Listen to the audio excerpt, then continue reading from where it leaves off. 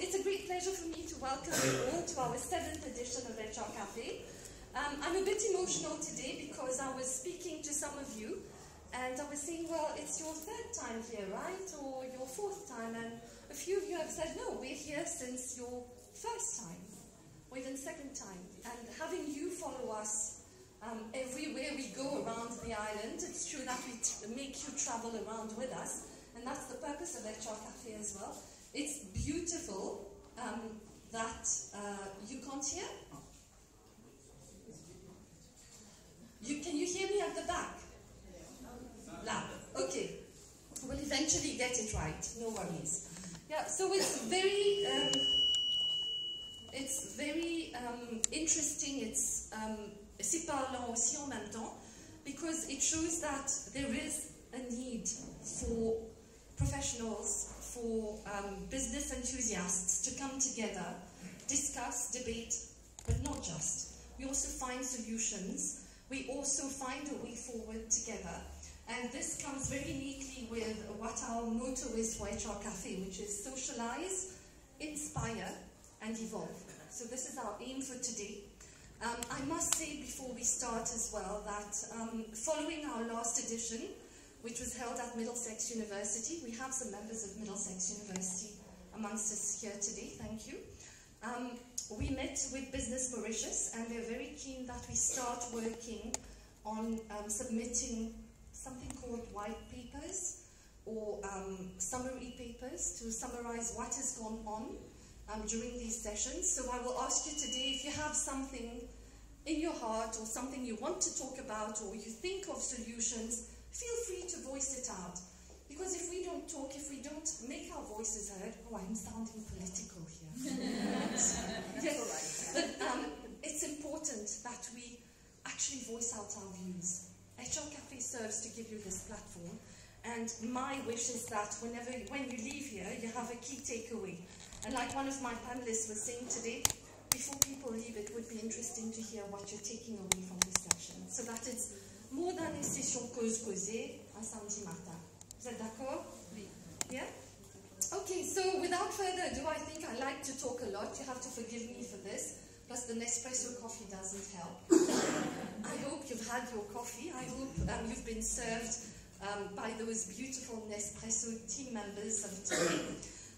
Before we start, I'd like to welcome, of course, our panelists. We've got five beautiful hairdressing chairs here. I don't know if you've noticed. I said to Sasha, you know, we're coming to you. We need hairdressing chairs. Don't put those couches. We need to feel we're in a hair salon, isn't it? So we've got 5 chairs here and ready to welcome our 4 panelists and myself. So let me just take a moment to tell you that our host for today is a special one. We've been following him for the past maybe 20 years plus and watching what he's doing as HR observers, of course. And we are so thrilled that to speak about the Generation Z, he's agreed to host us. So, Sasha, Diouman-Mosafeer, Sasha, for those who know him as the hairdresser, please a round of applause.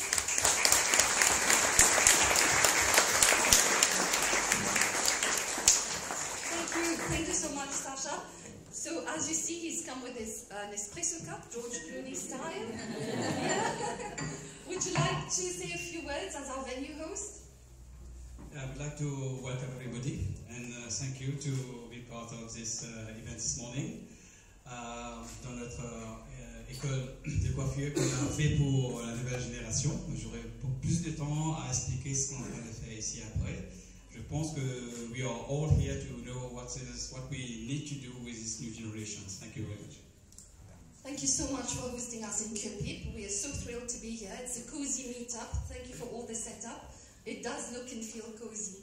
Thank you. I'll ask you just to stay with us here as I welcome the next person, our next panelist. I call her a woman of wonder for the many things that she does. Beyond being a lecturer, working with the Gen Zs, beyond being a trainer, beyond being a managing director, she's also a poet. She's also somebody who does what we call frame drumming. If you don't know what it is, you can talk to her later on. I think with the interference, would you prefer me without the mic? Yes. Later on when I said maybe there's serious interference with Jean-Claude Leroy here. Hey, Mike is allergic to loudspeaker. Talk to loudspeaker, not me. Okay, so yes, a woman of wonder indeed. Please put your hands together for Daniela.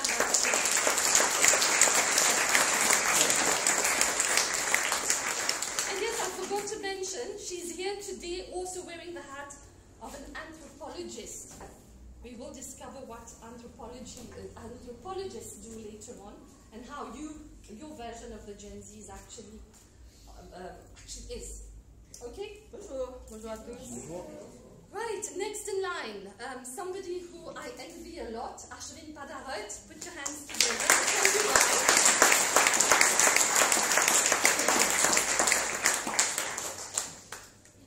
Thank you. We've got a lot of George Clooney's with us tonight, this Saturday morning. So, Ashwin, I admire and envy you because you seem to have got HR right somewhere. Great place to work for how many times now? 4 years in a row. Certified great place to work for the fourth time in a row is something. And somewhere you work in an IT industry, MD of SD Works. In Eben, we're neighbors actually, and I often pass by and say, oh, this guy, he's taking all the IT professionals, we can't recruit them. But you've got it right. So for those who do not know SD Works, you might know that it's in his office that there's a slide that actually glides down. There's a mini golf in the office at the same time. And you've created a culture. I read about you on your website where you said it's all about creating the right culture for people. So thank you for being with us today and for sharing your insights. Thank you. Thank you. Okay, and last, but certainly not the least, we're privileged today to have the CEO of Polytechnics Mauritius, Yamal Matabadou.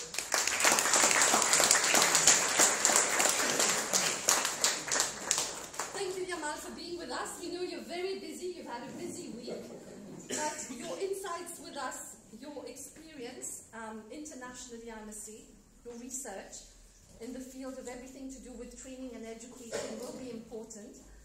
And we are hopeful of some solutions from you and key takeaways from you today as well. Thank you for being with us. Thank you. Okay, so we've got two microphones here. Gentlemen, ladies, please have a seat. Sasha, you'll be in the middle seat, of course. As our host, Yamal, yep, and Ashwin, Daniela. Daniela, maybe we could sort of gender sort of balance. Right. Do we need a microphone? Do we not? Show of hands. Yes. Backbenchers with me. Okay, so Jean-Claude, if we are interfering with you. Yes, so you can hear me. No buzz at the moment, no siren. Okay, so please have a seat, panelists. Your coffee is here. You can ask for more just by raising your hand if ever you want some coffee. Before we start, maybe just to say to those who are coming for the first time that we are not here to speak on a podium as sort of les conférenciers qui savent tout. HR Café is a cozy meetup amongst professionals, so we discuss, we debate, and we find solutions together. Interaction is important for us. We will be I will be talking to the panelists for the first 45 minutes roughly, sharing insights. They will be sharing insights with us, and from there we're going to leave the majority of the time for questions and answers. I think this is what we're here for. So I know a lot of you have rallied up already to ask your questions. Panelists, those who haven't attended HR Café before, this is a very buzzing crowd normally. Very cheeky at times as well. We will ask all sorts of questions, but all in good faith. The key here is we want to get it right together. Okay, so let's just take a deep dive into the topic of the day. Last time we spoke about the generation, the workplace of today and what needs to change. And when we debated at Middlesex University, there was a lot of reference to the different generations at the workplace, en train de cohabiter. Et souvent des fois c'est pas facile. It's not easy for the older generations to understand and align with them, their values, their cultures, and so on. So we are here, maybe I'll ask the first question to Daniela. In your capacity as anthropologue and lecturer dealing with students as well, the Gen Zs, can you just perhaps begin by brosser un tableau de ces générations Z-là? What are their values, their beliefs, their expectations? Let's start off with that. Alors, quand on parle de génération, souvent on voit les vieux, les jeunes, on a un critère d'âge. Or, il s'avère que les différentes générations sont modelées par trois choses. Parenting, technology et economics. Donc, quand on parle de génération Z, bien connu que ça n'a élevé Z. Ouais, ça fait un peu bizarre de dire ça comme ça.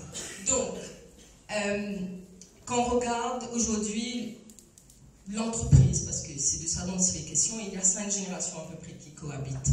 On va dire de 64 ans à de 18 ans à 64 ans. Je coupe les old millennials et les younger millennials. La génération Z, qu'on appelle les digital natives, 18-24 ans. Ensuite, on a les younger millennials, 24 à 35. On a les old millennials, 36 à 45. On a les Gen X, les Gen X. Et on a les boomers. Les boomers, mes parents, ont élevé les millennials. Et les Gen X ont élevé les Gen Z. Alors, ceux qui ont la quarantaine aujourd'hui, quand ils étaient petits, quand on était petits, quand moi j'étais petite, je pouvais marcher seule dans la rue avec mon frère. On allait à la ferme pour pêcher. Il n'y avait pas de téléphone. Et nos parents n'avaient aucun souci à nous laisser marcher seuls dans la rue. On a joué. Voilà. Ma fille qui a 11 ans, elle ne sait même pas prendre le bus toute seule. Donc, le parenting des Gen Z, c'est les Gen X. Et en fait, complètement différent des boomers, c'est-à-dire ceux qui ont plus de 65 ans. Et quel est le parenting des Gen X? C'est ce qu'on appelle, je disais ça juste avant, c'est le hélicoptère. C'est-à-dire, on est concerné par ce qui se passe dans la vie de nos enfants. On est engagé dans leur éducation.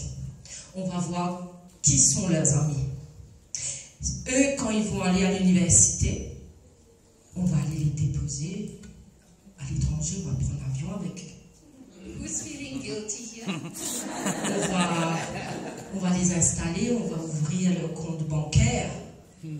On va rester une semaine pour voir s'ils sont bien adaptés. La première fois que j'ai voyagé, c'était pour aller étudier en 99 et je suis partie seule. Mes parents m'ont dit, tu dois aller là-bas, tu prends un taxi, j'étais seule. Vous savez, en France, faire la queue pour avoir sa carte de séjour, d'un coup on a grandi. Donc, le Gen Z, s'il faut décrire le Gen Z, il faut comprendre quel est le parenting du Gen X, en fait. Ils sont encadrés, ils sont entourés, mais ce qui est extraordinaire avec le Gen Z, parce que moi j'adore cette génération, c'est que ce sont des digital natives. Nous sommes des migrants numériques. Eux, ce sont des natifs du numérique. Ils sont visual, social, global and technological. Qu'ils soient dans le milieu ouvrier ou qu'ils soient dans le top management. Ils ont, comme très spécifique, ils sont producteurs de contenu sur les réseaux sociaux. Ils sont des penseurs libres, ils aiment travailler en collaboration, ils aiment la flexibilité. Thanks Daniela. Je pense que tu as fait le tour. Hein. On ne va pas trop dire maintenant. Peut-être on va unpack this a little bit further later on. Ce que tu dis, c'est quelque chose de très pertinent, c'est que les Gen Z, quand même, ont été formatés par la plupart d'entre nous, qui sont là. On les a tellement encadrés, peut-être parce que nous, on n'a pas eu ce que on voulait quand on était enfant, et maintenant, on essaye de leur tout donner on a golden platter. Est-ce que ça rend service? Ben, aujourd'hui, as recruiters, as HR people, as managers and leaders, on voit que it's causing problems on the workplace. Tu disais que tu les as décrits sous certains termes. Moi, j'aime bien les décrire comme étant those with the rock star syndrome. Ils se prennent aussi un peu pour les rock stars. Parce qu'on leur a donné l'occasion on leur a posé sur un podium. And at work they come with this. Donc, yeah, maybe we'll talk about that a little bit later. Sacha, vous par contre, ça fait 28 ans que vous êtes dans votre entreprise, vous êtes entrepreneur, vous employez un petit peu au-delà de 150 personnes pour faire rouler tous vos chaînes de salons, l'école. Formez aussi pas mal de jeunes in luxury care for men and women. Cette année-ci, quand même, vous célébrez les 20 ans de 3 de vos employés. Oui, tout à fait. Donc, je viens de savoir que quand j'ai commencé ici, ma première employée au salon était une fille qui repassait des vêtements.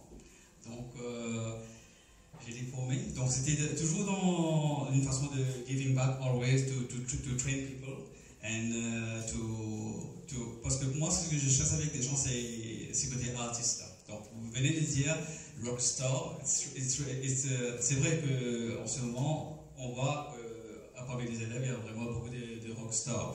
Donc, et d'un côté, par rapport avec cette nouvelle génération-là, j'ai beaucoup appris aussi. Ce qui est très, très intéressant, c'est que je suis dans un milieu, moi, où the trends change every year. Okay? And they keep us on track, always, to push together with them. Ça, c'est intéressant. Vous voulez nous dire comment? Est-ce que they have high expectations from you? Yeah. Bon, comme vous dites, pour moi, j'ai beaucoup, comme si il y a Romane, directrice de l'école, de l'établissement qui est là. C'est vrai que nous, on fait une formation à l'académie ici. L'école, c'est un non-profit organization. C'est vrai que les élèves payent, mais c'est beaucoup plus à donner notre expérience pour avoir des bons éléments sur les marchés commerciaux. Parce qu'à Maurice, on n'a pas le State Board Exam à Maurice. Donc, c'est-à-dire qu'il y a beaucoup de jeunes qui rêvent de devenir coiffeur, qui rêvent de devenir esthéticienne, etc. dans very short lapse of time. Et je sais pour moi, pour pouvoir achieve that, it's not like tomorrow. You need to. There's lots of work to do. Donc, si je peux vous. Excusez-moi, j'ai un peu de gorge. Si je peux vous demander, sorry, je vous ai interrompu. Do you foresee que dans 20 ans, vous allez célébrer encore quelques-uns de vos employés qui sont avec vous? C'est aujourd'hui Génération Z? Tout à fait, tout à fait. Ce que je suis fait dans la coiffure, c'est-à-dire que je crée par rapport avec différents services, des professionnels, des masters dans la coloration, dans même gérer le salon, le management, etc. C'est devenu tout seul. Hein. C'est-à-dire au fil des années, parce que je devais prendre ce qu'il y a autour de moi, à l'époque 28 ans de cela, pour pouvoir partager ce que j'ai appris moi en France et avec, bien sûr avec mon papa. Donc c'est là, je vois que bien sûr, je pense. Ouais. Donc they respond well to the way that vous êtes en train de les encadrer, vous êtes là, parce que vous êtes quand même très actifs au sein de vos salons, vous n'êtes pas les entrepreneurs, vous êtes behind the scenes. I'm behind the chair, I'm hands-on, et we have a clear career path today. Parce que les employés ne voient pas un salon simplement pour devenir coiffeur et couper les cheveux seulement. Ils voient aujourd'hui, c'est-à-dire qu'on peut être manager, on peut être responsable de retail product, on peut être responsable de l'accueil des clients, hospitality. So we are on the good track. Je suis qu'il y aura des questions parmi nos invités aujourd'hui après pour vous, Sacha. Merci. Ashvin, I'd like to turn to you for just keep the flow. What do you do differently at SD Works? Wearing my envious hat here. It's a very, very. Petite question, mais je sais que. Yeah, interesting, difficult question, Adila. What do we do differently? I think First thing when I heard about HR Café and human resources, there's something that disturbs me in HR. What disturbs me is, why do we call people resources? How many of you have a title that says HR something? Many of you in HR? Why? Do you manage resources? And I think this is the first problem. If we think of human beings as resources, the objective is for them to produce. If you think of people, as human beings, the way you look at them will be different. The way you think of them will be different. And what you do for them is going to be different. And I think fundamentally this is the difference. What we've done differently at SD Works is to recognize that we're not dealing with resources that need to produce something. That we're dealing with human beings, à part entière, who have feelings, who have emotions, who have life, who have a career, who have family, who have parents, who have maybe children. And it's our responsibility as leaders to do the right thing for them. And my deep belief, Adila, is if we do what is right for people, if we make them successful, maybe far more successful than they imagine is possible themselves, they'll transform the organization and they will do things you can not even imagine. So you do employ the Gen Zs, don't you? A lot of them. Yeah? If you would say in terms of percentage, just to get a sense of proportion here. We probably have more than 40% Gen Z. That's a lot. That's a lot. And how do you view this, cette synergie entre les anciens et les nouveaux? Est-ce que vous percevez des clashs? And how is it, if yes, in what areas? Yes, certainly there are clashes, and what's interesting for me is very often when you speak to team leaders or manager people who have been doing the work for 5 to 7 to 10 years, they'll tell you the problem is with Gen Z. And I tell them, the problem is that you don't understand them. Because the truth is, there is no problem with Gen Z. They are people who are very value-oriented. They need to find meaning. They strive for meaning. They want to be successful, but their attention span is relatively low, very digital, as we know. So they need to be challenged constantly. They need to be given clear direction on what are the opportunities. And then they will make their own way. But the difficulty is not with them, it's with those who manage them, who haven't yet transitioned into that very flexible way of dealing with human beings.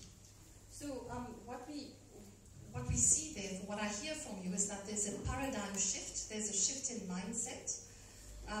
The new generation, the generation of the future, those who are going to make up what we call the future of work, has their own sets of values and ways of doing things, their own culture. But we, the Gen X's, the millennials, are having problems to, I don't know si c'est une question d'acceptation, et de vouloir les percevoir comme the future, and that we need to empower and carry them forward and adapt to them. Is that the word? I'd like to turn to Yamal here. What's your view on this, Yamal? Coming from a very sort of, I'm sure it's only Gen Zs that you're dealing with at the moment. Is that the word? Are we adapting or not? Are we still sort of, change is not easy. We are out of our comfort zone, and les mœurs changent, les valeurs changent. What's your perspectives? First, huge pleasure to be here. So many friends in the room. I agree that, I think as everything in life, right? You have to cut the apple into two, right? You have to see both sides. Because the rate of mismatch is the issue. It's not just mismatch. It's that rate of, because the Gen Z has grown into a very disruptive world, they tend to think and also act in leaps, not incrementally. So to rediscover this at the level of what we do at school, right? We deal with a lot. We probably have about 25 to 2,800 of Gen Zs across the 5 campuses that represent. So you do see it's a very stark difference, between the mature learners, the seasoned, the part-timers that come. They are actually seeing the utility value in what they're studying, and this is a route to, a means to a specific end. as opposed to we want to discover ourselves for the Gen Z. We have fallen in love, you know, with certain fields, of sometimes informed, oftentimes misinformed as well. It's this romanticized notion of what we think a field is about, of what we feel a sector is about. So as you're going through that, you know, you're discovering. And that's why you see severe rates of attrition as well in universities and educational institutions. Because what you set out to think that this is the world that you're going to join is actually radically different. Ils ont une vision un petit peu blasée.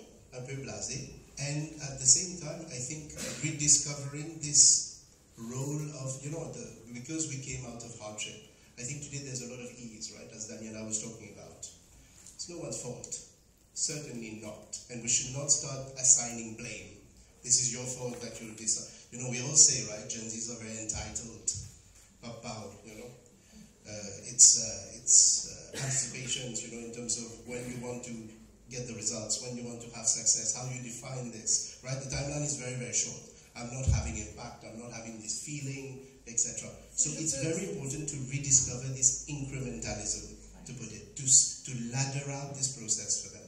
Because otherwise, they end up joining certain fields and sectors where the rate of progress has been out of sync with their disruptive rate of progress. That mismatch is a problem and we need to analyze that. You know, ease has become a greater threat to success than hardship was at our time. So we need to be able to rediscover and re-give them some elements of hardship within that process to try and bring the two sides of the coin together.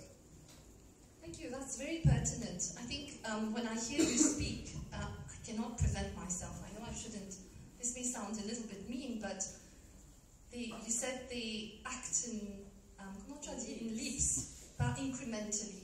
C'est pour ça que quand ils viennent travailler, après 6 mois, ils vous demandent une augmentation et limitless vacation leave, isn't it? Yeah. Yeah, so, yeah. So, well, later on, we'll just ask you how you're at the level of policymakers, how we're dealing with this. Je sais qu'il y a aussi d'autres policymakers dans la salle. Comment est-ce que we're dealing with this and we are making room for these Gen Zs? Ashwin, do you relate to what Yamal is saying? And I think, allons-y un petit peu dans le concret. On est en train de brosser un tableau large, mais dans le concret, when you would think of your organization maybe 10 years before, je sais que SDWorks c'est là depuis 1945 mondialement, mais quand vous regardez ce qui se passe, what are the tangible changes in the workplace when it comes to les différentes générations en train de travailler ensemble?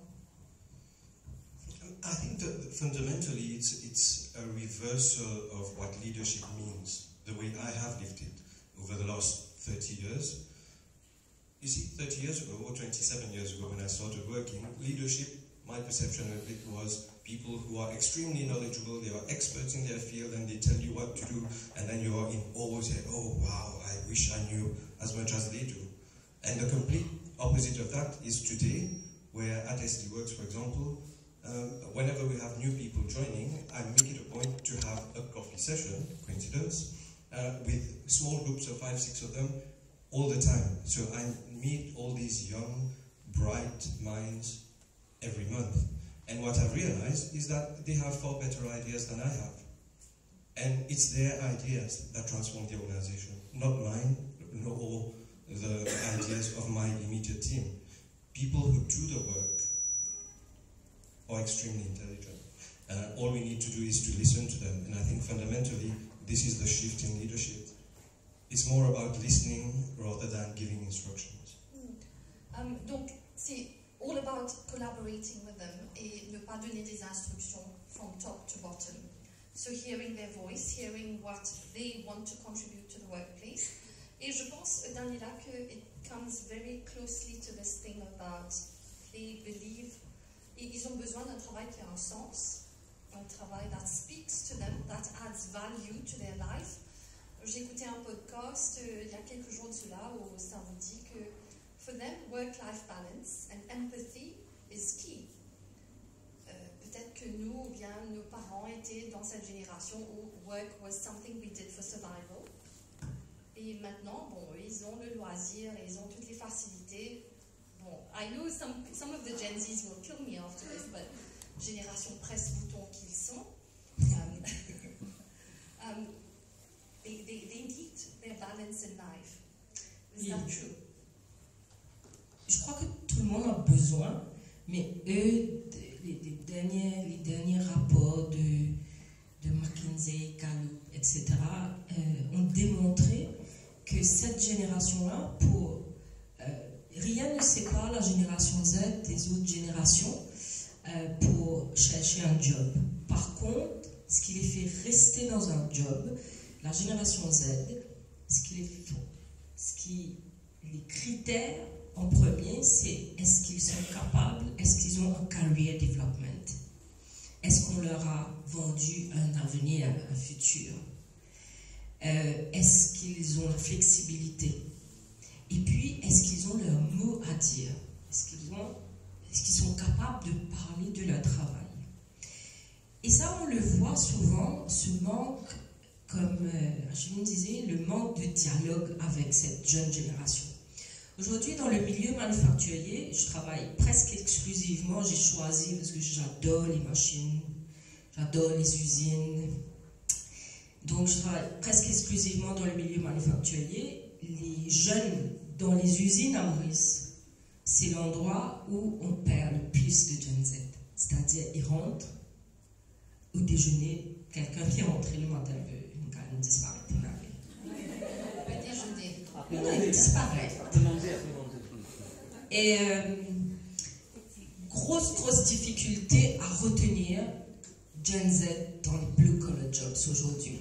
Et c'est eux, je crois que les dernières statistiques montrent que quelques 5000 sont partis au Canada les 2-3 dernières années.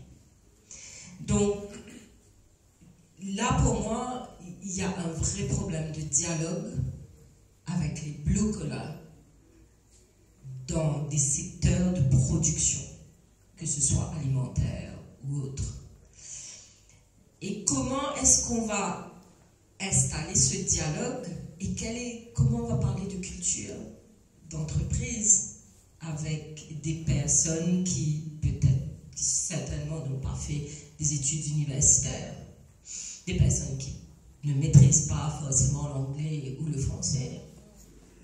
Lui dire un zen qui travaille dans une usine qui était une valière, il peut dire, il n'a qu'à cela, quelque chose de valeur. Qu'est-ce que l'intégrité? On bien intégré dans le travail là. Donc il y a des choses fondamentales quand on parle de rétention de cette jeune génération, c'est dans quelle langue déjà on va leur parler et dans quel angle aussi on va leur parler, quoi. Parce qu'aujourd'hui le vrai problème à Maurice en tout cas de brain drain, et là c'est de hand drain, en plus du brain drain, c'est dans le milieu manufacturier et dans les blue collar jobs. Et ça c'est dommage, hein. Ça c'est dommage. C'est grave. On perd beaucoup de main-d'œuvre. Ils préfèrent aller vers d'autres cieux, d'autres territoires pour travailler dans le secteur manufacturier que de le faire à Maurice. Pareil, un petit peu comme dans l'hospitalité, un peu tous les secteurs. Hein. Oui. The brain drain phenomenon. I was chatting to one of the followers ici et je disais, votre collègue est où le HR? Je viens au Canada. You will recognize yourself. Donc, even HR people are going. I mean, those amongst you in HR will see we have a gap. Il n'y a personne pour travailler dans, forgive the word, les ressources humaines. Merci Daniela. Sacha, in parallel, manufacturing, we are talking about, that's one sector. You're into everything that's glamorous, beauty, fashion. Les jeunes répondent comment envers vous en tant qu'employeur dans le secteur de la beauté? Are they more enthusiastic? Is this an area that particularly strikes to the Gen Zs? Gen Z, ils vont très vite en ce moment. Enfin, depuis. C'est-à-dire que le programme à l'école ici, c'est une année. Et quand ils viennent chez nous, en ce moment, comme Daniela vient de dire, c'est-à-dire qu'il y a 5000 personnes qui sont parties au Canada. On a coiffure et l'esthétique, c'est les plus grands vendeurs en ce moment sur les croisières et Canada, même en Australie. Donc ils viennent chez nous, ils veulent tout de suite. La dernière meeting que j'avais eu avec les élèves, je leur ai demandé c'est quoi l'objectif short-term goals. Croisière, Canada. Donc il y a aussi qui m'ont dit I want to buy a Honda Civic. C'est un sujet. C'est-à-dire que ce sont des jeunes aujourd'hui, mais nous à l'école ici on a su adapter rapidement avec eux. Je fais un programme, vu qu'on n'a pas le state board exam, donc on a fait un programme combien de temps il faudra rester junior et comment il faudra passer senior dans la coiffure et l'esthétique. Comment les motiver dans very short times. So this is what we just put together with the team here. Donc ça, ils sont en train de comprendre aujourd'hui, c'est un métier, il faudra de la pratique. Parce que sinon, ils ont quelque chose à faire avec client au bateau, définitivement. Il faudra utiliser, like you say, it's a glamorous work, but should do with a lot of precision, a lot of perfection. So this is where we target, we talk a lot about them. Et je vais aussi par rapport à avoir beaucoup de discussions avec eux pour leur faire comprendre. Parce qu'aujourd'hui, les jeunes, if you talk about an actor 10 years back, they don't care about him. Even in our industry, we talk about like the top hairdresser, like Vidal Sassoon in London, like Jacques Dessange in Paris. They don't care who this guy have done, but this guy have created the haircut, have created the blow dry, everything. They want to cut and live their life very quickly. Donc pour eux, c'est juste travailler, gagner des sous, c'est ça? Exactement. Et partir faire la fête. Exactement, yeah. Enjoy life in whatever way that speaks to them. Enjoy life. Come on. Education and training. I will use the term you, mais c'est bien sûr pas toi. On va pas tout mettre sur tes épaules ici. Mais how does education and training in Mauritius, be it vocational, be it University of Mauritius, I don't know to what extent you can speak about those, but d'autres général, qu'est-ce que vous faites pour préparer ces Gen Z là pour venir sur le monde du travail? On a entendu tout à l'heure là qu'ils viennent avec les idées préconçues. Bien sûr, social media is everywhere on their phones, connected to their ears, etc. And moi, j'ai comme l'impression que when they look at things qu'ils voient, des influencers ou trends going on externally, this is what they want to see. Not just at work, mais dans leur vie. That e-reputation that they want to maintain actually replicates in the world of work. Je ne vais pas vous le cacher, j'ai une de mes staff, Gen Z, qui fait des TikTok quand elle est libre au bureau. Hein. Elle va chanter, elle va poster, montrer qu'elle est au travail. Tania, ne me regarde pas, s'il te plaît. So what are you doing? What is education and training? What is the role of education and training in helping us as those who inherit les élèves qui sortent de chez vous? Very good question. It was a pleasure to come. Yeah. Look, I can tell you, okay, so first just to bounce, it's not just in manufacturing or vocational level programs today. Offshore, everybody's going to Luxembourg, everybody's going to Guernsey. Okay? So this is across the board, right? The amount of ACCAs that we're spinning out, where are they going? You know, how many are here? So it's a bit across the board. Is there an ailment that is deep that we need to fundamentally relook at? What's the Mauritian offer? Why are people uneasy at some levels, etc.? That's for a different HR Café, I guess. Yep. You know, we need an espresso for that, for sure. But concretely what we're doing, see, I think, and there's a lot of good being done by a number of different institutions. We're living in an age of expediency. So everyone is wanting to customize and move as fast as possible. And sometimes you don't have the right strategy because you're moving too fast. Fast is good, being hasty is not. Okay? So we are moving in haste. Concretely. We as in, just to clarify. Everyone. Yes. Employers, educational institutions, everyone, right? Mm-hmm. So many a time, many of the institutions around the country are all offering the same programs. As soon as you have some programs that are working out, everybody starts doing the same programs. What will happen? Demand and supply is very obvious, right? So, to some degree, we are selling. There is a tendency to want to sell. And by counseling, and we've had this notion, and many other institutions, some of my colleagues' institutions are in the room right now. By counseling, you end up getting more people. Because if you refuse someone for the right reason, it's very hard for a student to come to an educational institution and have a preconceived idea, I want to study this. And that institution, whether they have it or not, they will end up enrolling that student. So you start telling them, no, but I wanted to do law, but IT is changing the world. Did you look at the number of recruitment that's happening in IT? There's a boom in IT today. Do you want a job? Do you want a career? Works takes them all. No mention specifically of SD, but certainly there's a boom, right? But counseling, if you refuse a student for the right reason, 5 come back. Because they actually don't have the right program for you. Where do you go where you don't have the right program for you? Right? So counseling, taking the time to actually advise for their own betterment, and also redress some of the wrong perceptions that are there. So we've been talking about career counseling. This is an element that we do, where by refusing we've got more. Number 2, I think we often say as a cliche, we work with industry. Everyone works with industry for educational institutions, right? What does that mean? Concretely.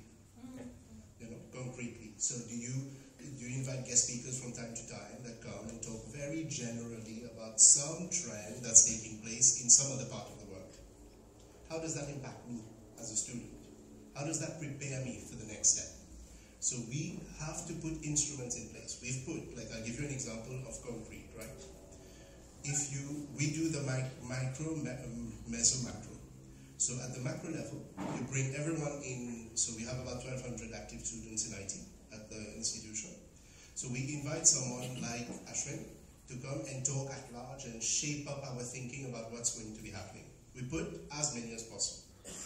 Then at the macro level, at the meso level, we invite someone from cybersecurity that's going to be able to talk about cybersecurity, not IT in general. So then it comes and tells me, what am I going to be doing now when I get in? What am I going to be doing 5 years out? So it charts a pathway in my head. At the micro level, you invite someone at the modular level to come in and juxtapose what skills tomorrow in work you're going to learn in this topic, in this module, with the teacher. Two people learn. The student learns, but the teacher also learns. So I think that's very, very interesting what you say. It's really bridging that gap between what we learn at school and industry.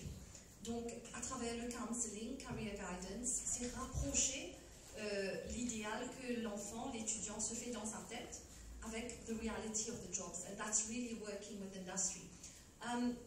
Pertinent thing, I think I was expecting in the budget earlier this year that there would be more on career counseling. Instead of giving the 20K at 18 years old, I think that money for me as an HR professional, I dare use the word professional, I don't know if I am one, but I think this is an area where we need to work on. Would you agree, Yamal? Would you agree, Ashwin? This sort of bridging the gap, bringing industry to schools to let them know really the pros and cons of different professions, and maybe placements, more and more job placements. Sure. And so quickly before Ashwin talks, I think it's, I'll give you an example. We do nursing. At the level of selection of people wanting to get into nursing, sometimes we invite people to do a simulation. When drawing blood, some people come second. Right? I don't think they'll become a nurse. Right? But they don't know, because they've never been exposed. Right? They haven't had the fortune of breaking something or getting cut or something. La main à pâte. Even in terms of working with placements. Yeah. How? Do I go and make coffee for the first 2 weeks and then I do a report? Generally, structure this out. And this, I'll be a bit controversial here. I think we need a lot more help from education, from industry. Yeah. Industry says, yes, I'm going to be there at the beginning, and I'm going to do a career workshop at the end. Yeah. The career workshop at the end, by coming and doing a recruitment campaign after 2 years, only shows that the student becomes a victim. Because you've never been around. Then you come and say, I'm going to recruit you. What am I going to recruit? I'm going to recruit top 5. Everyone wants the same top 5. Why did we train 44? Yeah. You know, so there's a problem, right? That alignment has to happen through and through. We need to really work together throughout. You know, so there are many, many different instruments that can be put in place. We have speed interviews 1 month in. You know, like speed dating, we have speed interviews, right? Come and say, are you good? Are you fit for me or not? Obviously, it's not about technical expertise. It's about attitude. Are you saying the right thing? Are you thinking the right way? Are you open? Thank you. Thanks so much, Yaman. You've said a number of interesting things again here. Just a show of hands, how many of you in your organization you take interns over a fixed period of time to come? Pas pour faire café ou faire photocopie, but just a show of hands. Nadim, you can raise your hand. We do take interns. So my number is? Yeah. So we've got quite a number, but maybe take the sorry. My phone number is? Only good. Yes, we don't have a PowerPoint, else we're going to put it up there next time. Yeah. So I think chapeau à vous. C'est vrai que internship actually helps even the employer in finding out that sort of speed interview and speed knowing who the candidate is in front of us. Interestingly, just entre guillemets, interviews are known, you would know this, those who are recruiters parmi nous, are known to give only 15% insight into who a candidate actually is. We might spend hours interviewing somebody, but at the end of the day, c'est que 15% de la vraie personne that we end up knowing. And putting people on the job actually raises that to 80%. Donc, the value of internship, I think, is not to be downplayed. Ashvin, are you working with education? Are you working with policymakers? Do you see the need to do that? Do you think it's important? It's extremely important. Do we do it? Yes, a lot more with the educational institutions. And we do a lot of internship, not to make coffee in the office for others, but they can make coffee for themselves. But we really put our interns on real projects that we need to execute for the company or for the group. We put them on these, and of course they are supervised, they're followed by a team of experts in different areas who train them over 3 months, ideally, in most cases. But we do a lot of that. With decision makers, much less, because you can only try to influence, you can share your opinion, but then decision makers, by definition, are decision makers, so they will decide. But no, this collaboration is fundamental. And yes, at interview time, we don't really assess technical. We check the basics, the foundation, if it's correct. But what we try to judge is, will this person be happy with us, and do they have the right way of thinking, and do they want to grow? If we see someone who's enthusiastic, who wants to grow, of course they're welcome, because we'll help them get to what they where they want to be. Thank you so much. I'm just checking the time. We are almost into our 45 minutes. Maybe what we'll do before we open the floor to comments, observations, questions is tour de table, de panel, just to give your maybe one key insight into how you deal with the Gen Z at the workplace. Et là peut-être Yamal, je vais te demander de ne pas porter ton chapeau de head of a training institution, but as an employer. One key takeaway in a minute of what you would like to share with us. You know, I think as an employer, Gen Z, they hear, you always have to see this sliding scale of moving as a liability to becoming an asset. And that takes a lot of work, that takes a lot of understanding, care, and we need to invest in this. So even into our employers that just came in, and we approach this the same as students. Students have come in because they don't know enough yet. They've come to learn. Younger employees have come in because they want to learn and develop a career.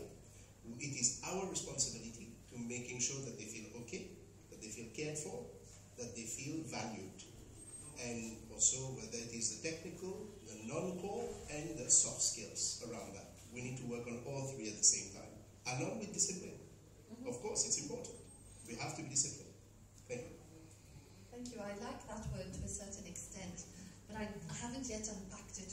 regards to Gen Zs, but let's hope we'll get there someday. Yes, Daniela. Je m'aligne totalement sur ce que Niamal vient de dire. Et cette question de discipline pour moi est très importante. Les étudiants que j'ai eus depuis 2005 ont changé. Depuis 2017, les étudiants que l'on a, on a besoin de leur montrer qu'est-ce que c'est, comment mettre des priorités. Et souvent, je commence la classe avec la matrice d'Eisenhower, qu'est-ce qui est important et qu'est-ce qui est urgent. Et pour moi, s'il faut encadrer cette génération, c'est leur expliquer comment mettre des priorités, que ce soit au travail, que ce soit dans sa vie.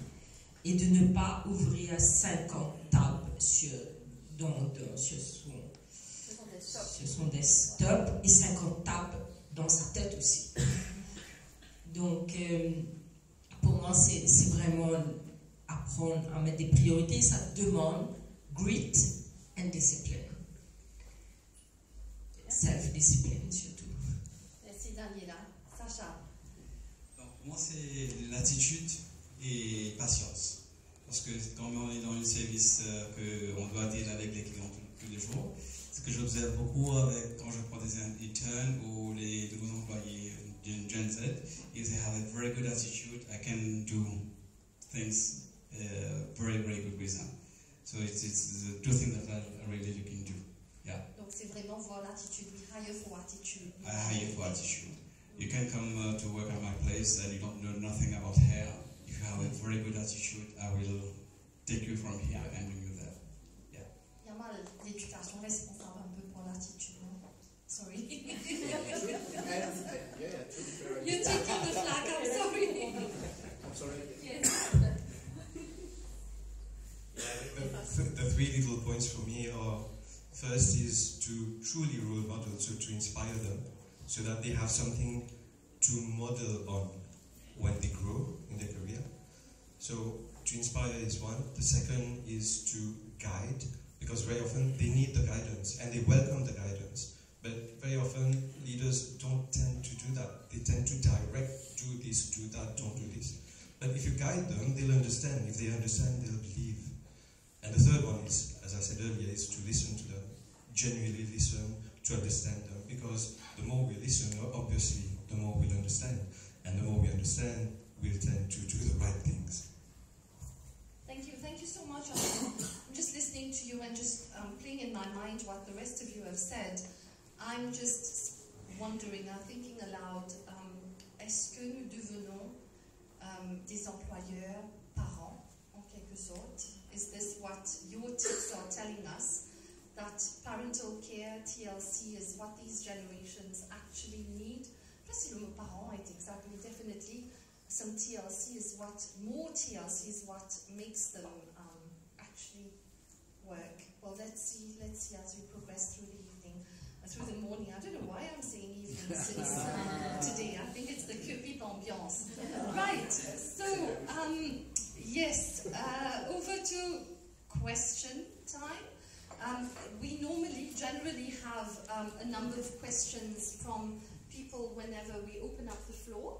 For the sake of giving people, everyone an opportunity, I'll ask you, if it's an observation you're making, we need that, but if you can keep it just to, let's say, 2 minutes, pas plus. If it's a question, frame it clearly so that our panelists actually get the gist of what you're trying to ask, and then the answer will be more in tune with your expectations. On va laisser, donc je serai épaulée par, je pense, Armel, qui va... just see who's raising their hands first. Tu as un troisième micro ou bien on prend celui du panel?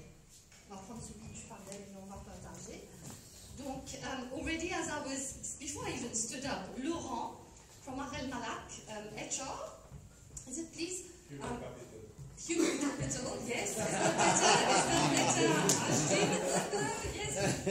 You've got a takeaway there, my friend. So, please, if you could just stand up and just introduce yourself and ask a question. Introduce on.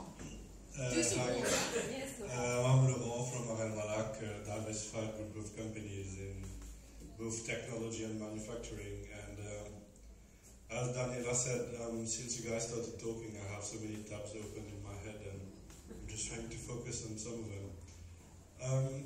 What you said earlier is that Gen Z, we need to know who educated them. And now on the market we have two types of Gen Z. We have the types of Gen Z, which I think our peers of the Gen Z of today are, who have been brought up by parents that could send them to France or Australia or wherever. And then we have the other type of Gen Z, who are those who come from parents who worked in manufacturing, who worked in sugarcane fields, and who don't want to reproduce that lifestyle. I worked for companies before in sugar industry, etc., etc. People don't want to work that way anymore. They've seen their parents struggle, and they want to evolve. And sometimes when they go to universities, and they're very proud of getting out of there, and they think, I'm done with my education, I'm going to be a manager now. Sure. And I think one part of education is to tell them, and that's where we come in as well, with a career management. Everyone here started with filing. I did. I don't know who didn't. Maybe Sasha, I'm not in your line of work, but I think some people you employ start in filing. You need to understand the base. To then, when you move up, you know what the bases are. And I think that's a big part of education, but, I mean, sorry, that's like 5 tabs. The market is evolving at a pace we can't follow. We need to catch up. They don't need to catch up with us. And the challenges are, I mean, especially for me, and a lot of us here have grey beards or grey hair or no hair. We need to be on the move, and we're already behind. And now the challenges are, we don't have a local market anymore. Everything's global. And for me, with my grey beard, I need to catch up. And I mean, we need solutions, and we need education to be a strong partner and to be a business partner, actually. So I'm not sure what my question is anymore at this point. The thing is that we need to address the challenges of people with education that want leadership accessibility now. And I think that's one of the big challenges they have at SD Works. If you have 700 employees, how to make all of them leaders, and I think the bottom-up approach works. For Sasha, the people who come here to this school, I think, come here with a great end in mind. The challenge will be for you how to keep them interested, and I think some of them, you come to get educated, it's just a means to an end. J'ai envie de commencer à faire ça, je sais ce que je veux derrière. But derrière, je sais ce que je veux ça dans 6 mois. They don't have that patience anymore, they want to move. And they want to evolve now. I want my Honda Civic tomorrow. Thanks Laurent. On entend ton cri du cœur. Hein? On est tous un peu comme ça. I'm very passionate about people, but I don't know how to deal with it. How to deal with the expectations. You know what? I think you summed it all up. You summed it all up parce qu'on est tous un peu pareil. It's a bit like the blind leading the blind at the moment. Some of us pretend to know, pretend that we know a bit more, and that. I'm not saying you, Ashvina, you've got it right. I was saying that, but la majorité d'entre nous, on essaie de naviguer. C'est compliqué. There's not just one solution to fit everything. C'est au cas par cas. On entend ton cri du cœur, et surtout que industry, policymakers, and education has to come hand in hand now. C'est maintenant ou jamais parce que the shift is happening and we need to prepare for that shift. C'est là. Préparer déjà déphasé quelque part, mais we have to do something. Yes, anyone else? Il y a, rappelle-moi ton prénom. Asmi de UBP. Yes, and then we'll pass the mic to you. Hi everyone. I'm the talent development manager at UBP Group, and we have 5 companies within the group. very different culture. So my question is, I've prepared a list of questions, but I'm going to ask only 2 questions for right now. Maybe you can start with one, and then Yes, later on we'll yes. come back to you if the Of floor course, is of quiet. course. Yes. I'm just asking though, like, how can we empower our managers, our leaders, to better serve the Gen Zs, especially when we have a multi-generational workforce?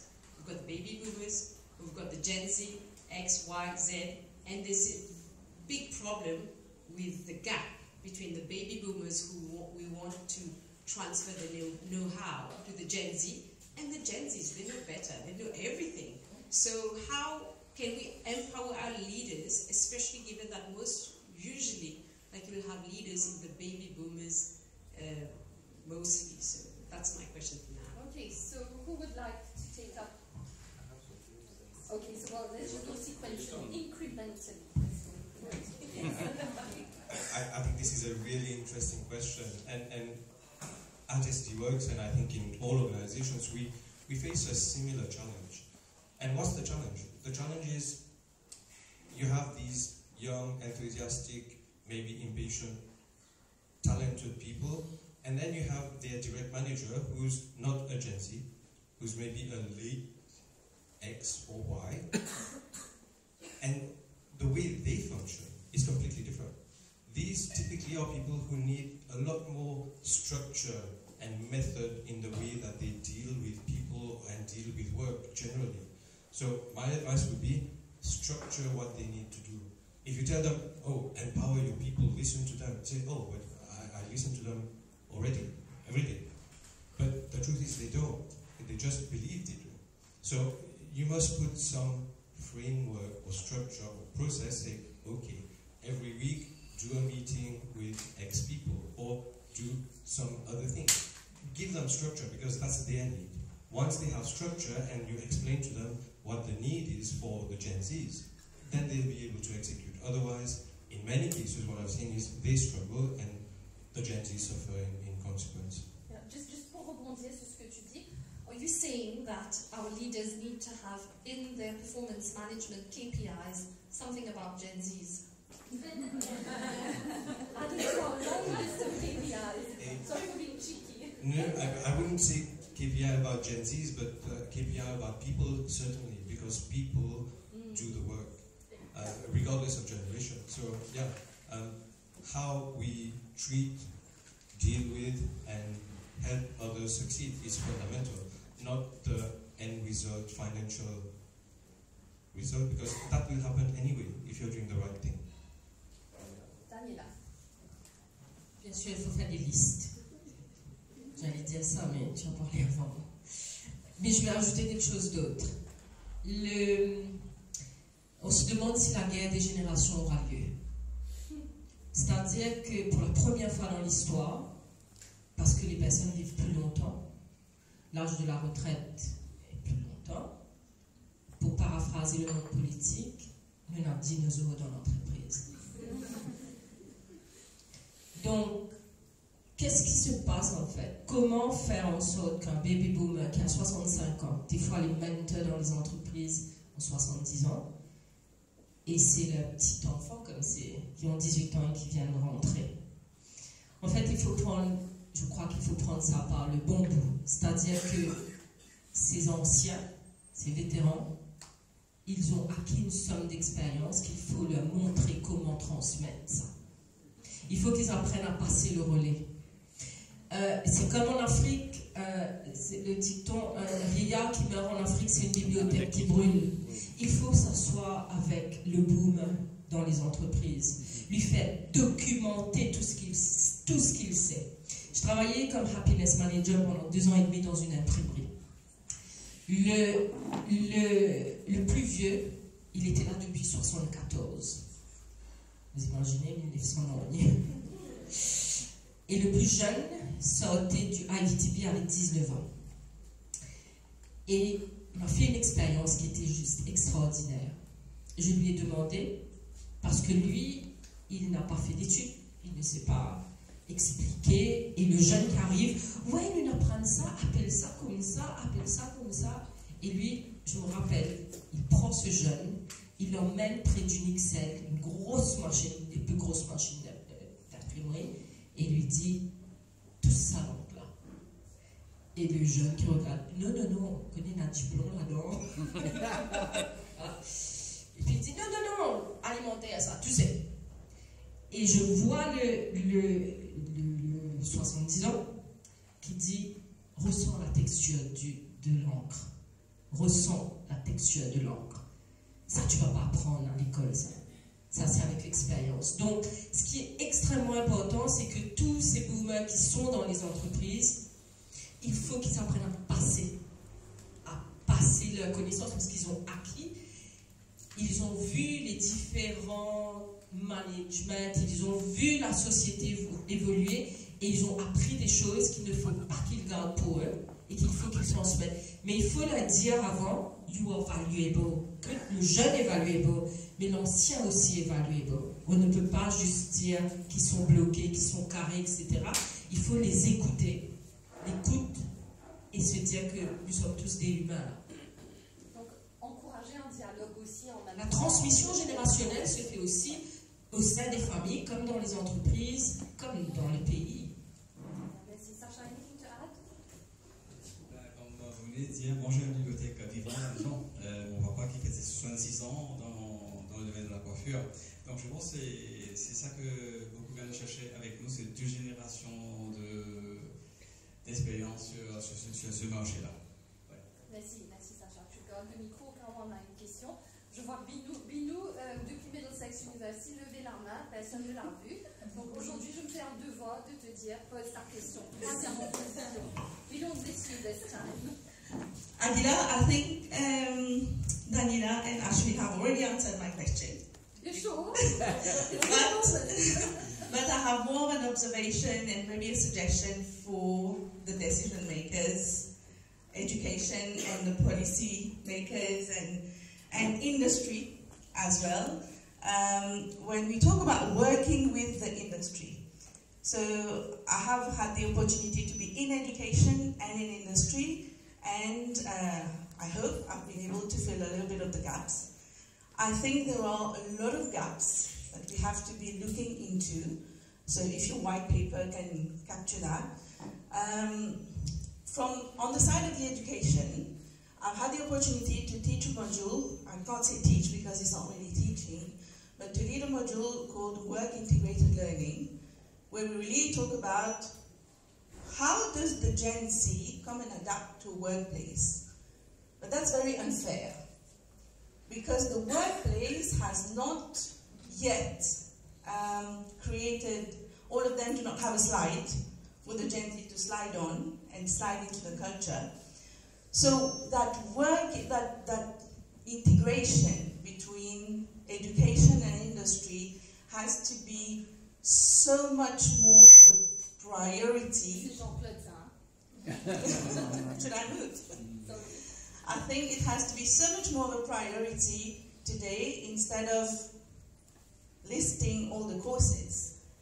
Every year when it's published on the je lis toujours le journal, donc je suis génération, je vais pas vous dire, mais every year when I look at the list of courses that are being published, je reste sur ma faim, because I can't see there that I'm not talking for your institution, but in general, I can't see all those courses or all those programs that we employers are craving for. We are craving for more courses in IT, but not just IT in general, like BSc Computer Science, but we're craving for very specific things where we can recruit people and put them in a job where they have skills. I will take an example. BSc Management is still very popular in all those universities, and yet, what skill does that person have when they get in the workplace? When you take a BSc Management holder, you can't put the person in marketing, you can't put the person in HR, you can, but it takes more time. We want people who can be on the job. So my suggestion is that integration for industry and education to be together. Now we understand why Mr. Loses is here like this. Oh gosh, everything is on you, isn't it? Yes, Look, yeah. agreed. Thank you. Agreed, right? There's no disputing that.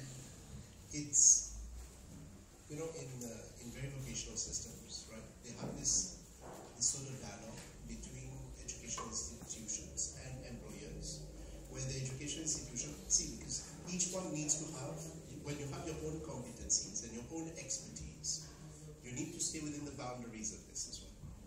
It's very important for one to know what one knows and what one doesn't, and be honest about this. Hence, then, there is a partnership. There is a real equation. There is a real win-win situation that develops. I think Laurent was talking about this. This win-win equation is really important. So at the level of vocational, they usually say, so they ask the employer, tell me what you want, and I'll tell you what you need. Because one is very good at framing, what do I want right now? What do I want to achieve with this? And then through the pedagogical lens, you're able to create and deliver on the need that you're hearing. So again, those are genuine, authentic conversations. And I think again, as Daniela is saying, when you're talking about education, what do you actually mean? What's the boundaries? What's the start, stop buttons of this, right? There are many stakeholders that have to do this. There are many stakeholders that have to be involved.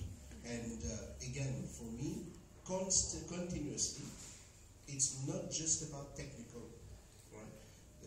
We've skewed this with hospitality management, right? There have been so many programs in hospitality management.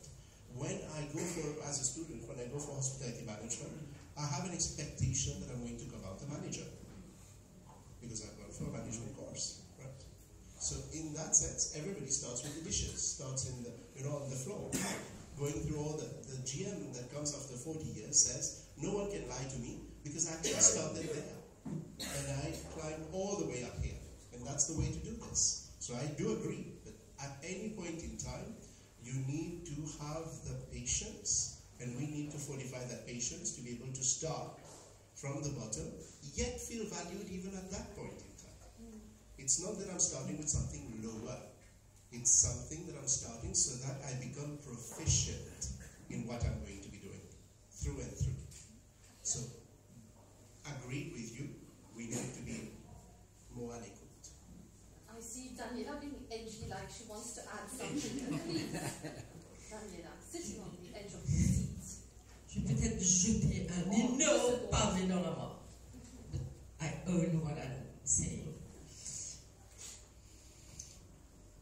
J'ai quelque chose bouillonne à l'intérieur de vous quand on parle de l'éducation. Il y a quelque chose qui bouillonne. J'étais lecturer au MAI aussi pendant 3 ans. J'ai monté le créole unit du MAI, fait des livres d'école de créole mauricien, formé tous les profs de primaire, fait le National Curriculum Framework.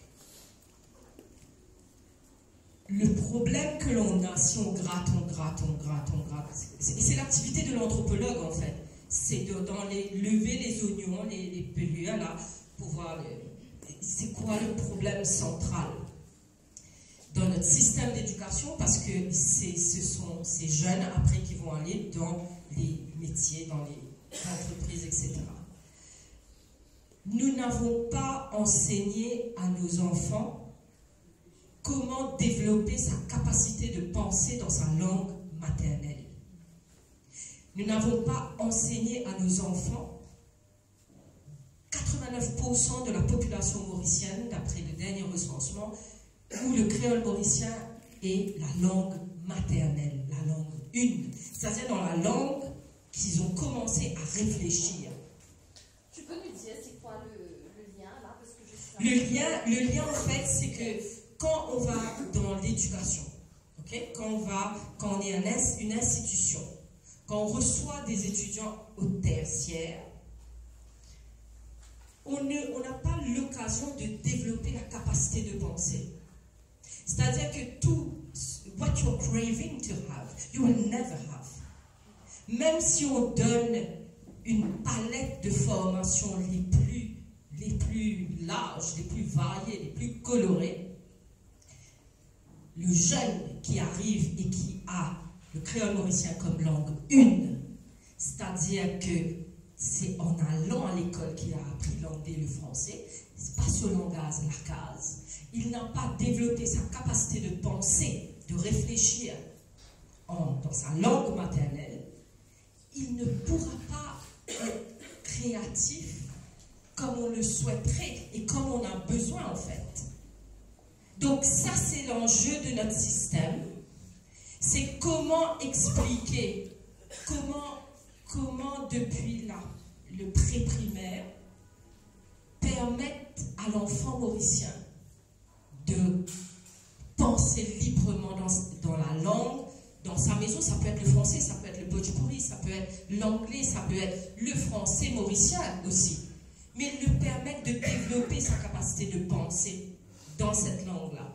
Donc du coup, on chiffre souvent le débat à l'éducation, c'est-à-dire que les institutions ne nous donnent pas la force, the workforce that we need. Mais c'est pas là le problème. Le problème, c'est comment est-ce que, en tant que société, on a encadré nos enfants, on a formé nos enfants à réfléchir.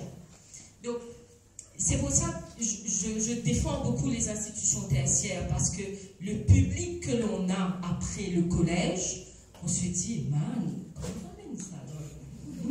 Ça a un diplôme là. Donc là, on va aller un petit peu en reculant aussi, là, l'éducation secondaire, maternelle, là, ça oui, va. Mais comment en fait un pays visualise sa population? Un National Curriculum Framework, c'est comment un pays voit ces gens. Donc, mais je comprends le défi aujourd'hui de l'éducation tertiaire et je comprends ce besoin, what you're craving for. Yeah. Mais avant de l'avoir, This asked for an espresso coffee. je ne bois pas de café, je bois du décaf. Okay, thanks Yamal. Just 1 second, just to fall back on that. You've been, je suis en train de gesture to give you that 1 second. I don't necessarily agree, right, with this. Like, I mean, it's certainly a point of view to be discussed in Russia, because it's a parfait, for sure. But we tend to over-curricularize too many things. Because you're getting a guide does not mean I cannot do, if I get X or Y, does not mean I can't add U, V, W, X, around this. So we have to be able to look at it. How do you solve a problem? You need to understand the problem, and then you need to be able to bring things around this. But even extracurriculars aujourd'hui, we tend to curricularize it. It's not, does it make sense? Allez, à ce qu'elle arrive là, pas de football, vous avez fait tournée en football, là, vous avez fait un débat, là, vous avez fait une chose, à cause de mon application universitaire, vous parlez pas. What is this? But then when I'm in university and I read those applications, they're all cousins. They're all brothers and sisters. It's not possible. We've tend to too much copy-paste. This is a formula. We need to think. We, at the level of our school, have a lot of unplanned things. We stop IT class. We do, if Shakespeare had to code, how would you do it? Yeah. In iambic pentameters and in fives, how would you do it? Think. And all of a sudden, right, now I need to Google a little bit of like some of Shakespeare, and now I need to add it to this. There's no right answer. Yeah. Stop paint a bottle. We do a lot of creativity action service, but we do it during class. Because we don't, see, we have free tertiary education as per the government for polytechnics. 65% of my students wouldn't be able to get into my programs if we didn't get it for free. During COVID, many left because even the admin fees they couldn't pay. And we brought them back and said, it's okay, we're going to waive it off. Right? So how do these people they have ability, but they don't have opportunity. Yeah. We need to create that for them. Then, here, now. Not say, go on a Sunday to do natation. I don't have the choice to do that. Excuse me? Thank you. Thank you, Yamal. So we depend on you right now to take this dialogue forward, Yamal. Sorry, you're the only one here. There's also Mr. Fulchan somewhere. We rely on you people to really take that message across. Our people will also follow. But this cry for dialogue, this cry for partnerships, strategic partnerships, industry, l'éducation, les enfants concernés aussi. I mean, today I really wanted to have a Gen Z amongst us, but I didn't think brave enough on the panel. Oh, Kirti is a Gen Z there. Are you waiting to ask a question? Okay, I think we've got a few questions here. We see your hands. But this lady from the back has been waving, and then we've got Mrs. Fazila from Amity, I know. And then we'll move on to the left wing. Ok, Amel, on a pas mal de personnes par ici, et Aruna aussi là. Ouais. Ok. Okay, hello everyone. So I'm Ashrita Janki from GPU Limited. I'm not an HR person. I'm from marketing and communication, but I'm here because my friend and I, who works in the marketing and communication department of the company, we do a lot of things to attract those talents. When I say a lot of things, like, you know, we've rebranded the HR department. Now it's called People and Culture. We do a lot of things on social media, even TikTok. We do TikTok as well. So my question here is relating to your post on LinkedIn this morning, Ashwin. We are talking about education, bridging the gap and all. How to really bridge the gap between the top management and those Gen Z people? We talk about micromanaging. We are still really micromanaged. We are telling people, okay, come to my company. We are selling dreams to those Gen Z, okay? Come here, you will have another type of culture. You will have the freedom of learning and be able to put what you learned in the company. But when those people come in the company, they are still being micromanaged. My question is how to really educate those top management people, or leaders, or direct supervisors, how to really be able to stop those micromanagement, to be able to help Gen Z people, or even my generation, to be able to live, to be able to adapt what we learned and develop the company better. Thank you. Thank you. So Ashwin, your insights? Yeah, the first thing is, thanks for reading that little post this morning. For me, it's very clear. The biggest obstacle to success in any organization is the more senior people. Because they are the people who, of course, they have a lot of knowledge and experience and all that. We don't take that away from them. But they also very often have the most barriers because they believe they know better because of their experience, which they have. But that prevents them from being more open to new perspectives, to different perspectives. And how do you overcome that? They are the people who need the most training, I'm very honest. It's super clear. Most of the time, organizations train all sorts of layers in their company, but not the senior people, because they know already. That's the biggest mistake, because nothing will change. In fact, it will get worse, because everybody else will become a lot more understanding and more knowledgeable than them, and they become the active barriers to change. So, if you want to transform, you must transform at all levels, but starting at the top. And then you take it bottom up, so that they meet somewhere. That's my belief.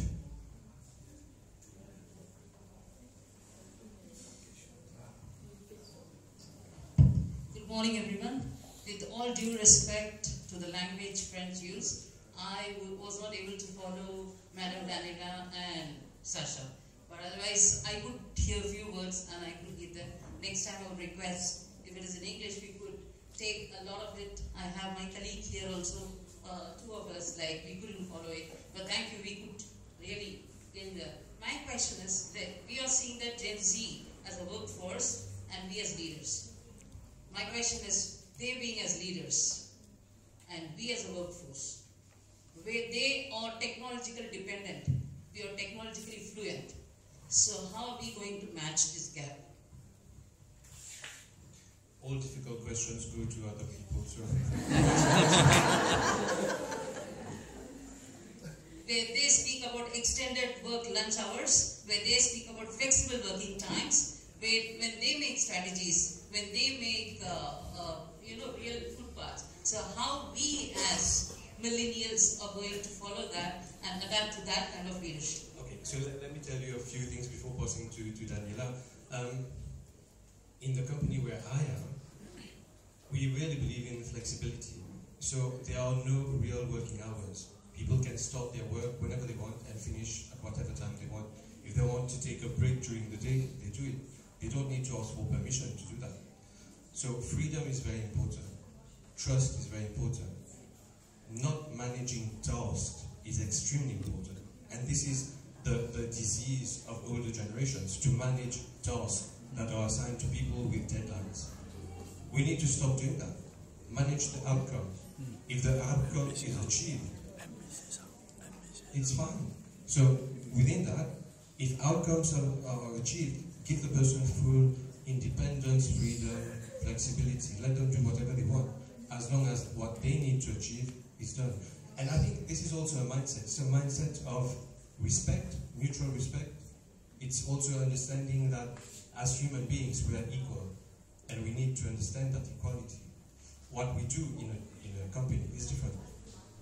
But we're all human beings, and we all deserve the same respect, freedom, trust, until something goes wrong, then you do other things. But we both come from a different school of thoughts. Like Gen Z comes from a different school of thought, and the millennials come from a different school of thought. Whereas Mr. Iman said, we were flexible for the class arts or something learning. But then Gen Z is entirely different. If you want them to ask something, they go to ChatGPT, they go to Bard, they just put it there. But then we are different. So the gap, how we are going to match it, and how is the Gen Z going to match when they have a workforce of alpha? So this is what the gap, they as workforce and they as leaders, and then alpha coming back. So how is this gap going to be matched, and we as educationists and policy makers contributing for that, and industry going to contribute for that?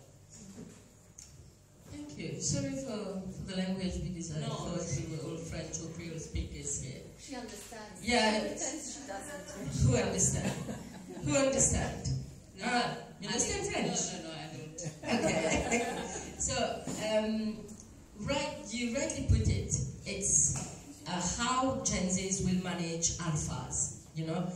But thinking of today, from the boomers to the Gen Z, the digital natives, there's one thing that connects everybody.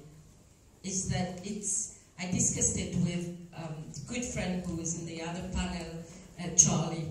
It's Generation Connect.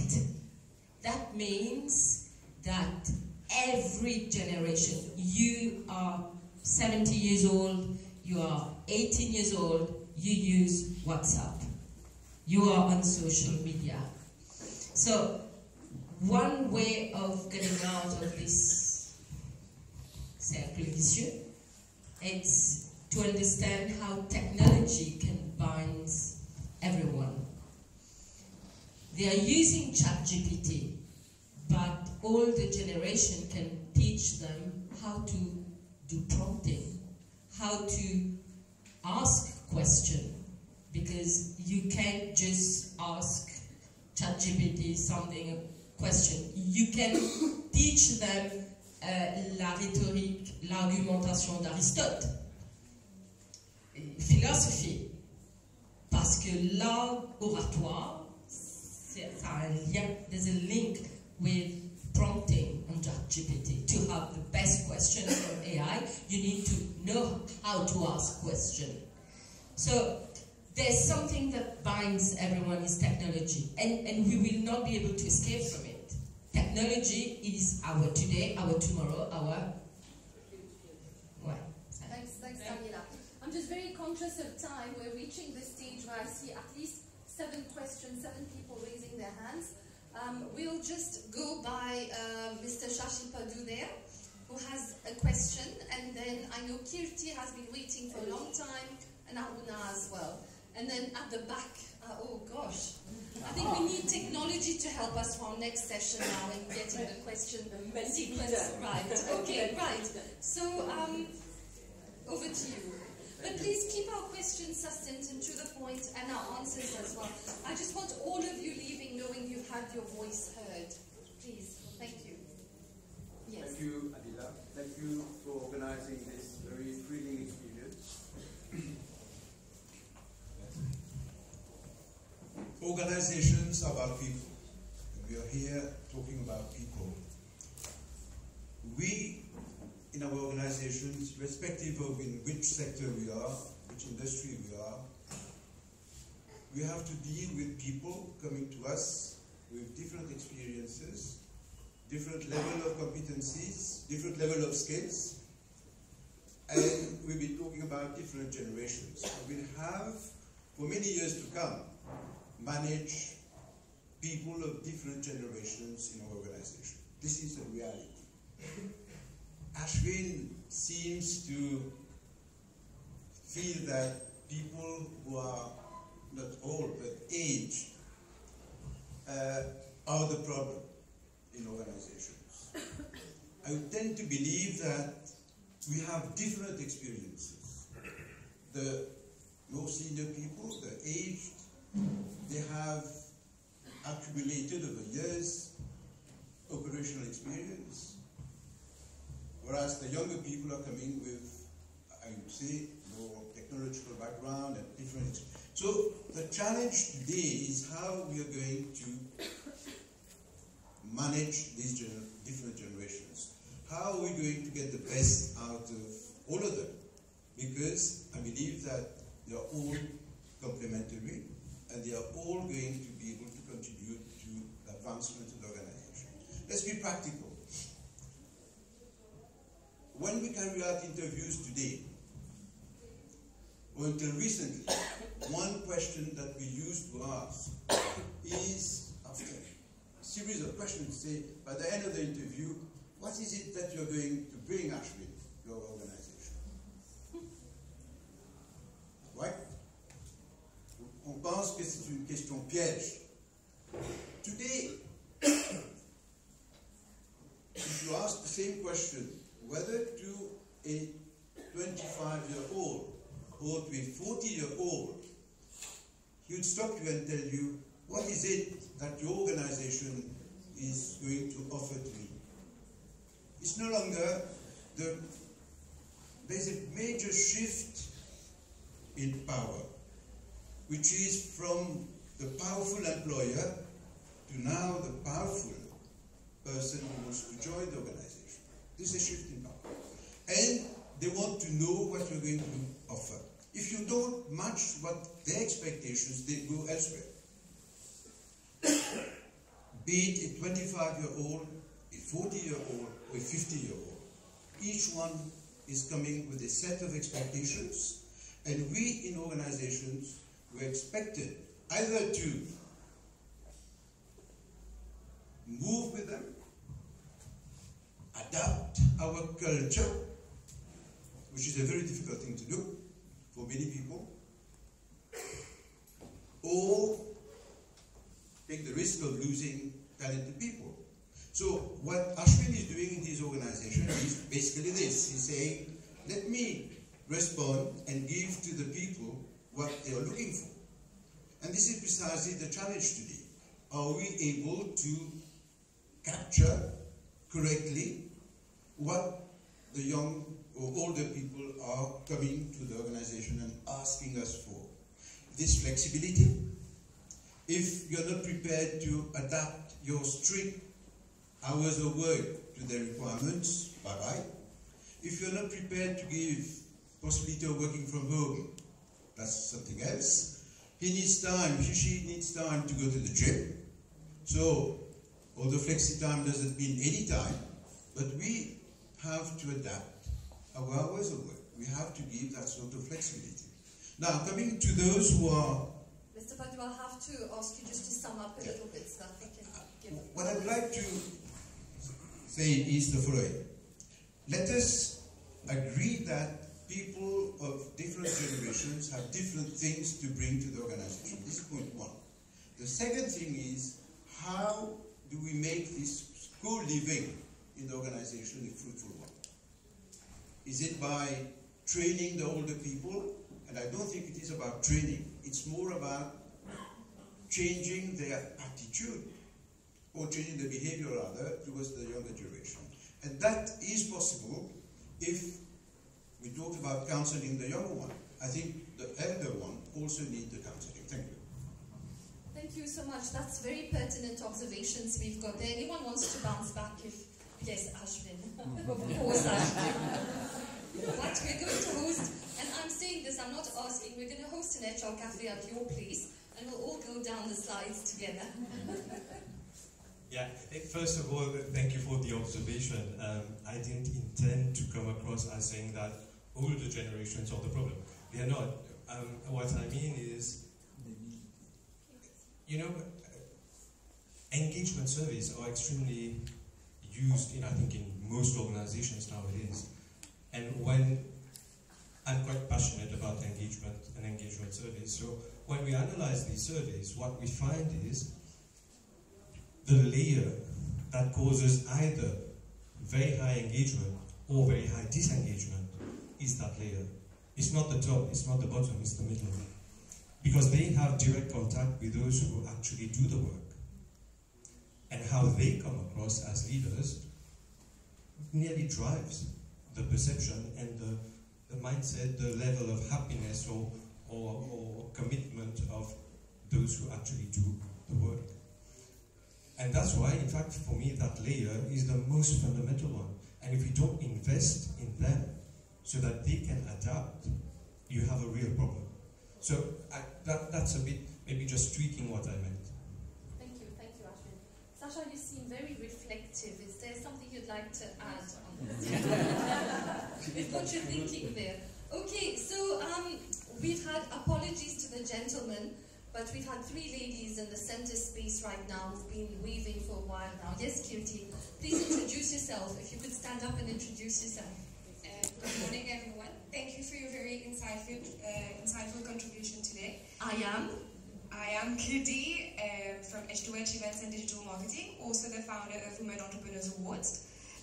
I come from the Gen Z, and it doesn't make it easier for me to work with the Gen Z.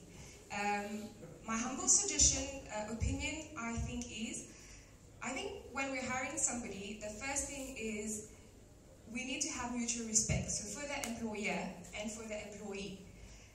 I think every person I don't think most of the Gen Z generation is aware that when we are hired, we are expected to take ownership of what we're doing and to act in an accountable manner. And I feel like this is what is very lacking from the Gen Z, and I get it even if it's my generation, but this is something even I get when I'm working with the Gen Z. And then second thing, if I may, is I think it has to be very clear that when you're hired for a certain goal of the company, and everything that is put into is to empower you to work for the company, but we also require input from your side. And the third and last thing I would like to add is, although we are very technology educated, I think there's a huge difference between using technology for entertainment purposes and using technology to being productive, which I don't think most of the Gen Z do, because as you mentioned, doing TikToks during work, unless it's for the company's marketing purposes, I don't think you are not being paid to work and to do TikToks for personal entertainment during work. So I just think it's a matter of being very clear with the Gen Z. You're getting paid to do a certain job, have respect for your employers, and just work towards the goal while both ends respect each other. Thank you so much, Kirti. You give us hope, actually. It's difficult.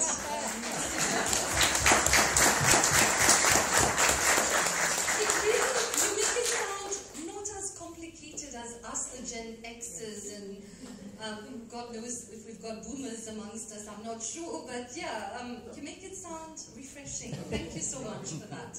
So, and there was Aruna, I think, who had a question or a comment. Yeah? Good morning, everybody. My name is Aruna. I'm a trainer. I just wanted to ask about having a more holistic approach, because I think Daniela talked about parenting and we talked about economics and all this shaping the generation. But today we are in this, and I would bounce back on what Kirti said, cette envie de materner la nouvelle génération. Et je crois que Ashwin aussi has said more or less say the same thing. We have to give them space, we have to give them time, we have to give them whatever they want. But that is putting us in a parent-child relationship. For people who know transactional analysis, they will understand what I'm talking about. But we need, in the workplace, adults to work, because these people are not our kids. So, and this has to somewhere, somehow, be imprinted upon them. Because what is happening? We are at a comment dire, un changement de génération where we are losing our bearings. We are moving from a high power distant society where there was hierarchy, where there's a certain sense of respect towards others, elders, etc., to a completely flat hierarchy. Now, this is working well for SD Works, but I know companies, I know hotels where this mentalité d'établissement existe toujours. I know manufacturing companies, and how do they change their culture? Because at lunchtime, food has to be served in the restaurant. I can't give flexibility, okay, just take your lunch now because you're feeling hungry. When production has to be made, it has to be done. So we are trying to be too much maternal, les maternés quelque part, et ça n'aide personne. Ça n'aide personne, les gens sont frustrés, c'est-à-dire les gens du previous generation sont frustrés, et les gens du Gen Z aussi sont frustrés parce qu'ils sont en train d'être traités comme des enfants alors qu'ils ne le sont pas. Alors ce qui ressort très clairement là, c'est qu'on a vraiment un besoin réel, je dirais pas de formation, mais de really have platforms for us, the older generations, to learn and to understand how we need to change. Parce que là, comme je disais plus tôt, it's the blind leading the blind. Et on n'a pas vraiment a place. I don't know if it's training, I don't know what it is, mentoring. Autant que les Gen Z aussi ont besoin. C'est pas d'un seul côté, there's something to be done somewhere pour match. If I may just add, it is just, we need a holistic approach. We need a holistic approach, yes. Parce que aujourd'hui, le Gen Z, quand il va dans une place de travail où c'est difficile, la maman ou le papa va lui dire de rester à case. Oui. Ça c'est un tout débat. Si vous avez le Gen Z autour de vous, dans votre famille, qui ne travaillent pas parce que ils n'ont pas envie de travailler, c'est trop dur. Absolument. And as long as we're going in that direction, we're going. Well, hopefully the change will start out from here. Alors juste avant de te passer le micro, on a deux voitures. I'll sound a bit like Intermod announcement. P758, MD 258. Si c'est votre voiture, vous êtes prié de le bouger, s'il vous plaît. Roman, on dit qu'il faut faire tout le monde partir avant qu'elle puisse partir.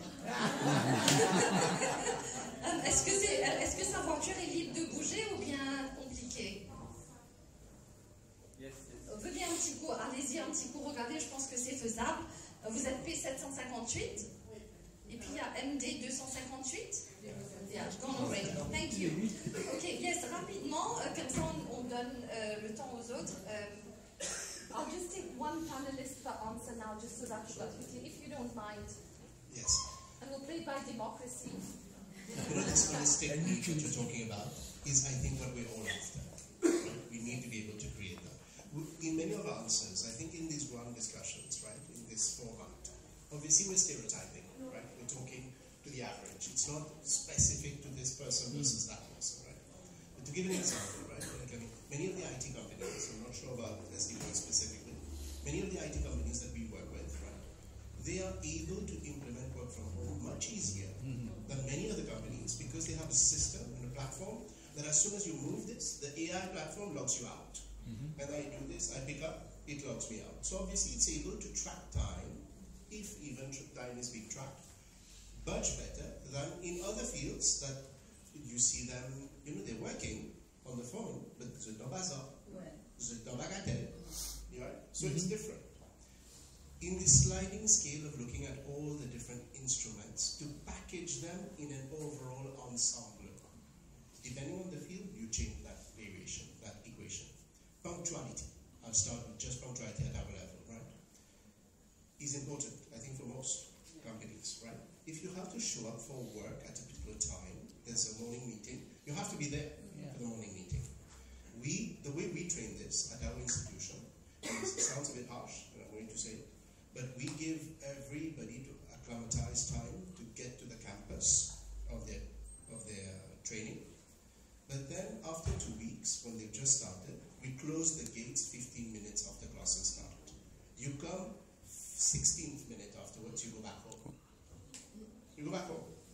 Parents call me. I don't know how they get my cell phone. Parents call me and be like, But you know they have to take 3 buses to come.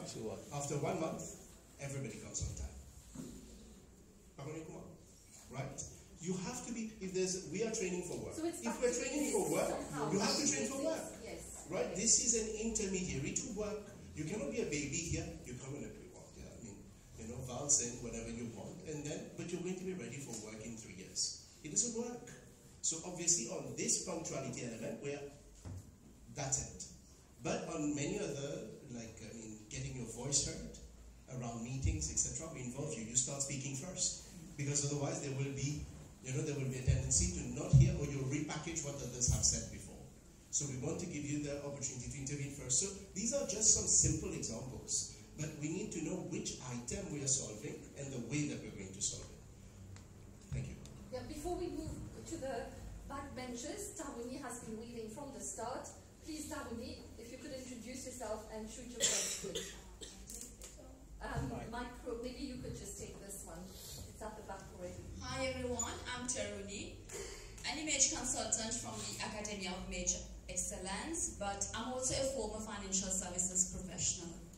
I'm a millennial who is very close to Kirti, so I do get the point, because when I joined the workplace, we had a lot of demands, and we thought that the workplace was unfair to us. But eventually, I learned what Nirma just said. Be on time, be punctual, and everything. I think attitude has a lot to do in it. And Ashwin, I've been hearing you for the whole session, everything that you say. But eventually, in offshore, it is very much client-facing. And we do receive a lot of calls, dealing with clients at all times. So in that situation, how do you believe we can make it easier for the Gen Z, the millennials, to work while respecting the code of decorum of the workplace? We'll take back the microphone. Thank you. Yes, and thank you for this one. When I talk about flexibility and measuring outcomes, being on time for a meeting is also an important outcome. So it's quite simple. You give as much freedom and flexibility as you can, as long as the outcomes are met. So somebody, and every meeting is extremely important, obviously. So if someone just joins and thinks this is some kind of social club, they'll enjoy the freedom and slide and so on, then I'm really sorry. What's happening? Well, it is. But the thing is, empowering has a second side of the coin. So when you empower, you're also giving responsibility and accountability. And when they don't meet that level of accountability, of course, very soon they'll have much more serious kind of conversations and guidance, and very often they don't stay because they'll have to leave. Work is work, fun is fun, and you can only earn that freedom to do what you want if you, in turn, are doing what you need to do. So, back to Aruna as well, it's not about parenting them in an office environment at all. It's empowering as a challenge. We want to see how much responsibility and accountability they are capable of. And those who can, of course they enjoy the freedom, and they will grow to become strong leaders. Those who don't, they will fade out, unfortunately, and then they will learn the hard way that work is work. Ashwin, 2 quick questions. How does this impact on productivity at your workplace? Do you have more dependable staff, really, honestly, with all truthfulness of your heart? Is it in your favor? It definitely is, and we learned this before the pandemic because we measure lots of things, as Emma said. Yes, behind the appearance of freedom, we measure everything that we can measure in terms of performance and productivity and utilization and efficiency and everything else. It's invisible to the person, but we know who's doing what. But I can tell you clearly, people working from home had a much higher output than those in the office. No doubt about it.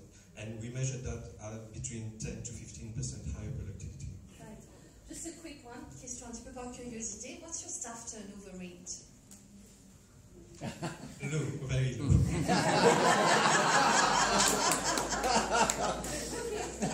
No, the truth is we have different professions, so it's difficult to generalize the point. You know, a number is a number. Politician.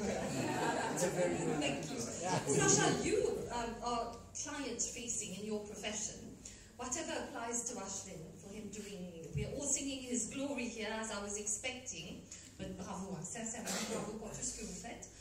How about you in a client-facing role? How does this flexibility actually represent itself at the workplace? Parce qu'on a entendu dire qu'ils ont besoin de collaboration, ils ont besoin d'être flexibles, ils ont besoin d'être use of technology and all of that. How are you coping? Because you also have a very good, we want to ask you the percentage, a very good sort of low staff turnover rate. So let's hear it from you, parce qu'il y a beaucoup qui sont dans les services aussi. Donc, flexibilité par rapport avec la créativité, quand ils ont en train de faire une cliente, ça on le laisse. Et ce que nous, dans la compagnie, on les apprend par rapport avec aujourd'hui, everyone is very busy. So we open our salons very early, 7:30 to 7 p.m., 7:30 a.m. to 7 p.m. So we educate them how to cater for different types of clientele and different lapse of time. So we don't. I would say that we don't give them that flexibility to work. They get the flexibility on the job. They get the flexibility, they get the creativity, they get whatever they want to do with the clients, with color, with cut, everything, but not really like donner le temps pour aller manger, etc. We really like very strict on how to make sure the service is top excellence. And you educate them for that. So discipline and creativity, flexibility somehow can work. Okay, yes, so there was, oh dear, there's a gentleman at the back who's been very much waiting, and then there's Mr. Fulcham there. We'll take you, and we'll take 2 last questions. So 4 last questions. It's going to be like speed, something to speed next. So yes, sir, please. Good day, everyone. My name is Mohammed Safrazi, happily retired university lecturer. Thank you for giving me the opportunity to be at this cafe to listen to one of the major problems around the world today that industries, governments are dealing on a day-to-day basis. I don't have a question, I just make some observations and some moments of reflection. We're talking about Gen Zs. The feeling I get as if we're talking about a different species. And that's kind of disappointing, you know? I'd just like to share that feeling. We want to make the world better, but yet that's a feeling that is coming across. Secondly, there is an opportunity missed that we are talking about Gen Zs. There's nobody Gen Zs in the panel. You know, how are we going to change the world? So this is indicative that we are trying to put a square peg in a hole. We are not addressing the problem. That's one observation. Second observation, I think we can make the world better. Gen Zs are the future. It is our responsibility to look after them. So the problem lies in our system of education. You know, there is a lack of. Somebody talk about integrated learning earlier on, work integrated learning. I think we need to show our students the world of work at a much earlier age in the secondary school. You know, and we need to change the policy around that. Secondly, we talk about the Alpha group. The Alpha group are not any better. I think the word of Mr. Aaron Malak earlier on was... He's taking a cigarette. Yes, it provides us a problem when he says, I really don't know how to understand these people. Yes. That clearly tells you where the problem lies. Industries are tinkering around the edges to fit Gen Zs in, but they are not addressing the problem head on. That's the problem. So these are my comments. Thank you. Although it sounds controversial, but I hope you can see the answers in that. Thank you. Thank you so much, Mr. Safraz. I think what you say is very pertinent and very relevant to our debate today.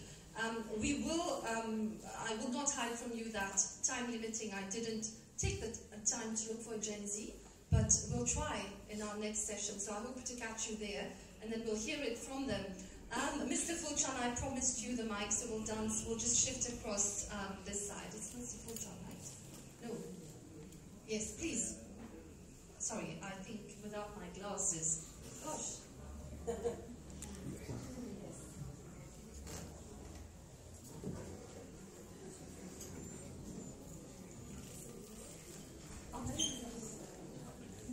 Bonjour tout le monde, moi c'est d'événement Yann, je suis aussi le corps stock, c'est aussi le founder de groupe AMU.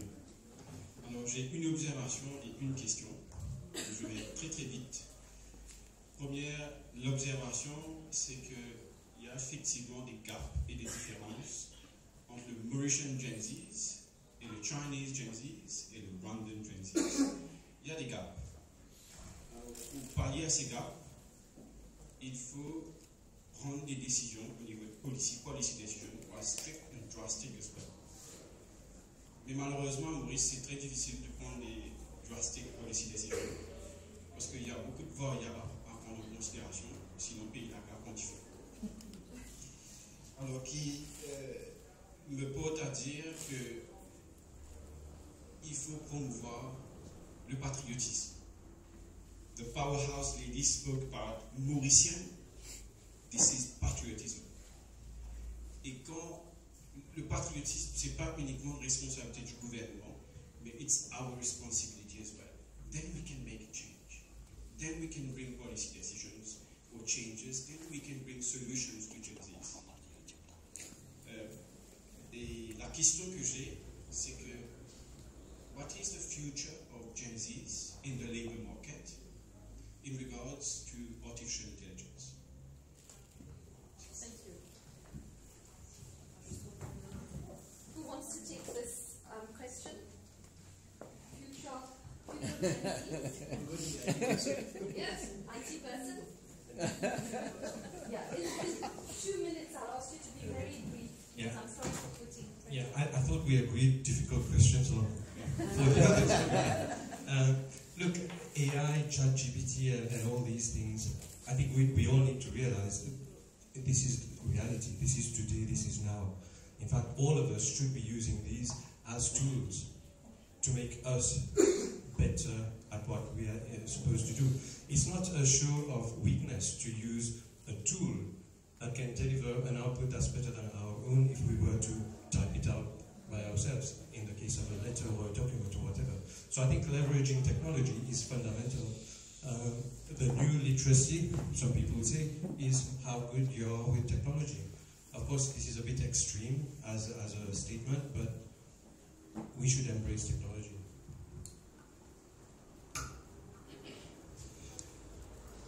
You know, fundamentally, I think we're not just talking about what the future world is going to be about. We're talking a lot about the how.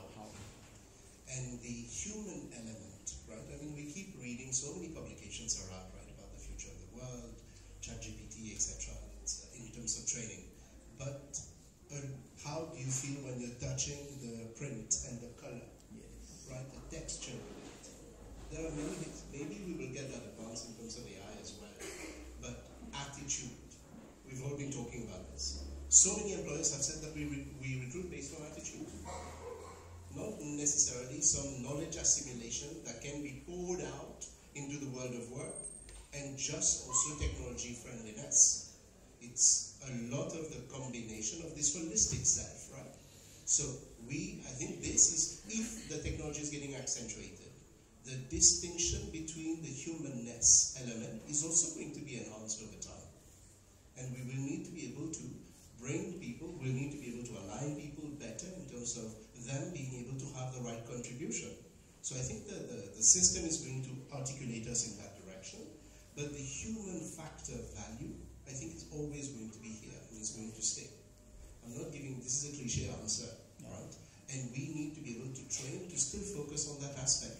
Sophistication has also led to become, has led us to a problem. We need to be able to extract that part of sophistication and not let it take over so that we actually miss the universal values and the harmony. Thank you. je vais juste grossir le cliché, c'est que ce qui nous sépare de toutes les autres espèces, c'est notre capacité à penser et à parler. Aujourd'hui, avec AI, ChatGPT, on n'a plus ça. AI peut réfléchir pour nous. Ce qui nous sépare aujourd'hui de toutes les autres espèces, c'est notre intelligence émotionnelle. Donc s'il y a quelque chose comme l'attitude, la manière de voir le monde, ça doit rester. Et je crois, enfin je ne sais pas la vitesse de la technologie, à quel point ça évolue, mais c'est ce qui nous reste en tant qu'humains. C'est-à-dire de quelle manière on se connecte aux autres émotionnellement, les émotions. Merci pour ce rappel, Daniela. C'est vrai, hein? This is what distinguishes us from AI and ChatGPT and all that. I'm sorry, we will have to move to other people. Maybe during networking, you can elaborate with the panelists later on your point. Yes, Ahmed, on a une... C'est Tasnim de Middlesex? Yes. We can't hear you. Could you just put the mic on and... So I'm Tasnim, and I'm the head of School for Business and Law at Middlesex University, Mauritius. And I just want to make a comment about what you said. The first thing that popped up for me is that we don't have a Gen Z on the panel. That's the first thing. They all come to my office and they say that they are not heard. We don't listen to them. But what is the platform for them to talk? If here itself we can't bring them up and have them talk about how they feel, because it's a great panel, thank you for this. But at the end of the day, we are talking on behalf of. We don't have anyone here that can really say, okay, what they feel inside. That's my first thing. The second thing, I will be brief, but I just want to share an experience that I had last week. So last week we had our induction week, so the freshers are coming, and I had about 20 parents waiting on campus for their student. Please don't. You are first of all not empowering your Gen Zs, but also you are embarrassing them. Because I told her not to go, but she doesn't want to go. So I can't, as a head of school, go to the parent and say, look, you need to go. I can't do that, but listen to your Gen Zs. And the same thing happened a few weeks back. So I had a call from a big company in Mauritius looking for interns. So I sent a few of my very bright students, and very bright students. One of these girls, she showed up to the interview with her dad. And I got a call back and the dad sat in the interview. Yes. So I got a call back from the interview and they told me it was a joke, right? Tell me it was a joke.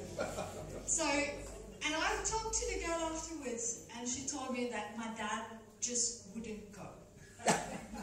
So I think there's not only the talk with Gen Z, I'm a millennial, I'm sorry, but there's with higher level as well, higher generation to have the talk as well. Thank you so much, Tassim. We take your feedback on board, and yes, we plead guilty. No Gen Zs on the panel, but a few of them here, and maybe later on during networking we can hear from you. N'est-ce pas, Kirti and the likes? Yes, is it the last question that we have now, Amel? I have Professor Gadekar, another academic, so it's good we have a balance. Yaman, you're not too alone, actually. You've got, there's silent followers there, yes. In 2 words, Professor. Sure. Thank you very much for this opportunity. First of all, I would like to counter that there is no one Gen Z on the panel. By hair, don't go, but by heart and attitude, all are Gen Zs.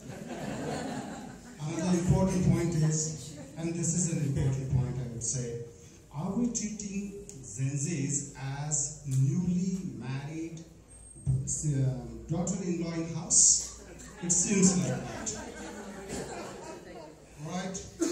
And we are afraid of surrendering our son or sacrificing our son to this newly married.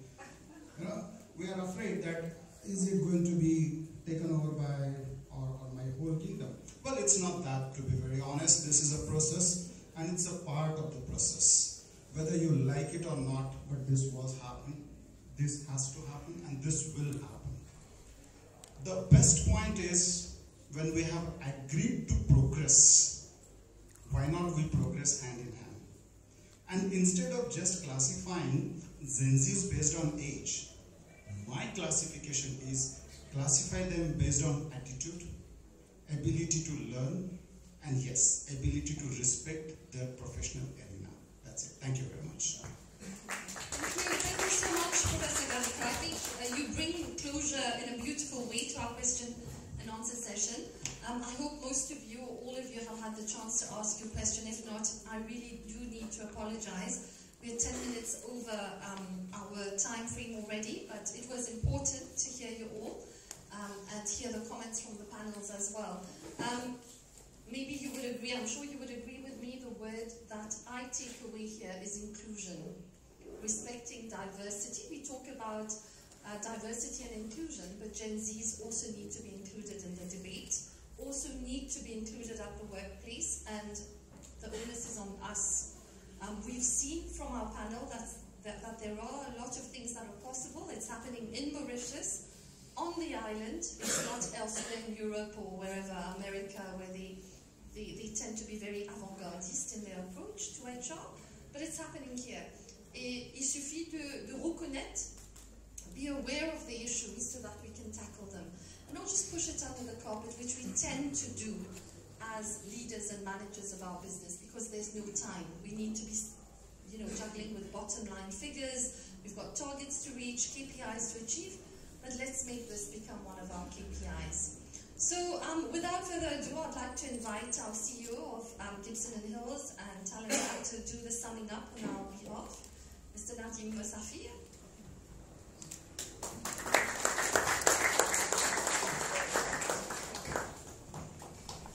Morning, everybody.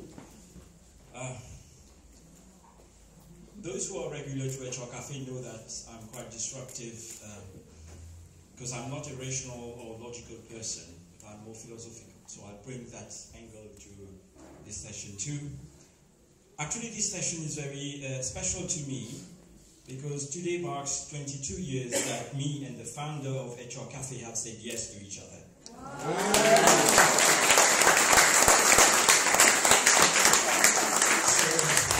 I'm going to take you as witness, whether you like it or not, to tell her publicly how much I love her.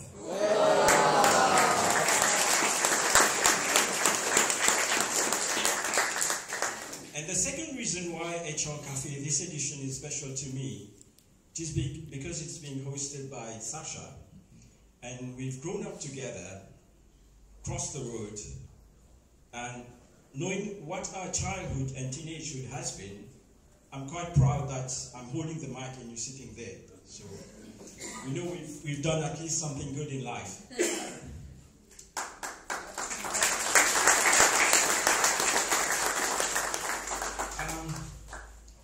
Taking that on, we've seen each other, we've been privileged witnesses of each other's progress through life. And what Sasha has built today is actually the result, the foundation of what his dad achieved many, many decades ago. Today, he's got two brothers in Australia doing wonderfully well, with another younger cousin following suit. Why am I telling you all this? Because for me, there's one word that leads everybody into that, and that word is dream. And I'm just thinking, listening to all of you, with all your explanation and theories, I'm just thinking that whether the Generation Z has forgot how to dream. Because dreaming is a lengthy process. You take nothing and transform it into something. And then ambition takes that something into a greater thing. But we're living in an environment, in a world, where instant gratification and instant reward is prevailing. They don't have time to dream. And we're transferring our values to them, while their capacity is only to visualize, not to dream. They can build from something that's already existing. In your case, Sasha, creative is building. You are actually, for me, you are the creator. Your guys down there are only visualizing what you have done. So there's a base model.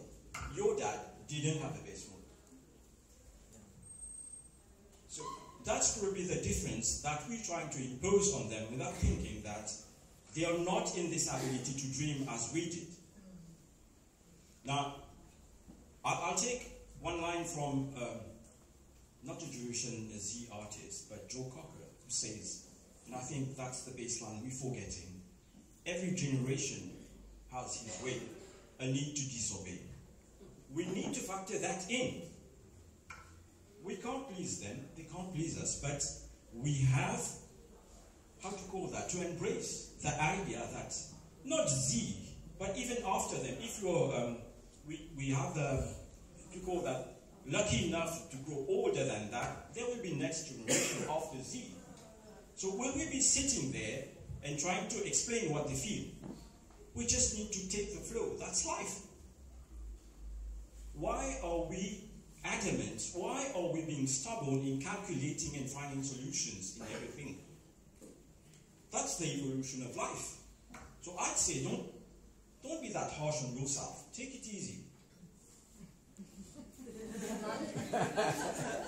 No, Daniela said, for example, that we need to foster la langue maternelle.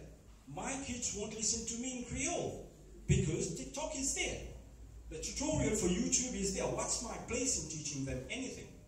Except the values, probably spiritual, probably philosophical, but technical, living their world, life skills, they've got YouTube and TikTok for that. And I'm not even pretending to have a place into that. So I'll end up with John Lennon then. You may say I'm a dreamer, but I'm not the only one. I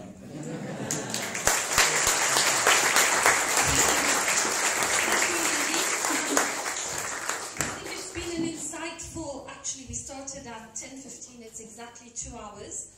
It's the longest HR Café we've had so far. Jean-Claude, who has been here, is nodding, yes, you're tired. We know we're about to finish. But how to finish without thanking our rockstar panelists of today?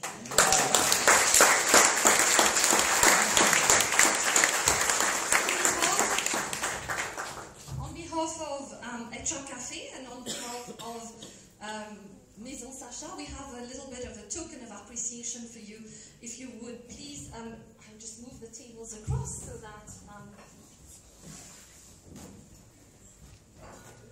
Yes, ladies, please. My Gen Zs are coming up. Here they are.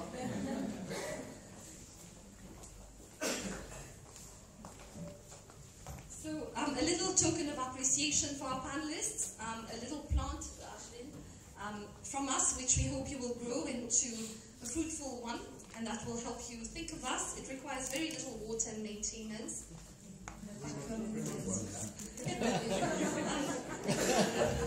Yes? Sacha? It's a succulent, donc just very little water once a week and there you go. For Daniela? Low maintenance, yes. Going green. And of course, last but not least, Yamal. Thank you. Thank you. And we would not have been able to do this event without two people who've been at the backstage and who have not actually showed up in front of you, but two discreet ladies. I'm very much into showcasing ladies who do a wonderful job. And I'd like to call Romane de Fossade from Maison Sacha. She's a bit, si vous voulez, la chenille ouvrière. Derrière toute la logistique que vous avez, que vous voyez ici. Vous voulez dire quelques mots, Romane? Sur l'école, toujours, bien sûr. Donc déjà, merci infiniment d'avoir répondu à notre invitation. C'était pour l'école un immense plaisir de vous recevoir et un plaisir personnel de représenter mon directeur et ma compagnie, bien entendu, sur le local de l'école. Voilà, donc merci infiniment. Si après vous êtes restauré un petit peu, vous souhaitez visiter l'école, nous avons fait venir des élèves qui travaillent depuis ce matin, juste à côté, derrière cette porte, qui vous ont entendu également, puisque j'ai une de nos clientes qui nous a rejoint pour écouter la conversation. Et il travaille sur des clients tous les samedis. L'école est ouverte pour qu'ils puissent avoir une expérience du monde professionnel. Et je crois que c'est une de nos façons de répondre un petit peu à tout ce que vous avez dit aujourd'hui. Voilà, merci beaucoup. Merci à vous. C'était spécial de collaborer avec vous et vivement la prochaine. Right. Et puis, la personne qu'on n'a pas vue, qui s'assoit devant, mais who has been the enabler for HR Café, elle dit the woman behind Sasha, behind the success of Sasha, qui n'est pas faux d'ailleurs. Please, let's give a round of applause to Pascaline.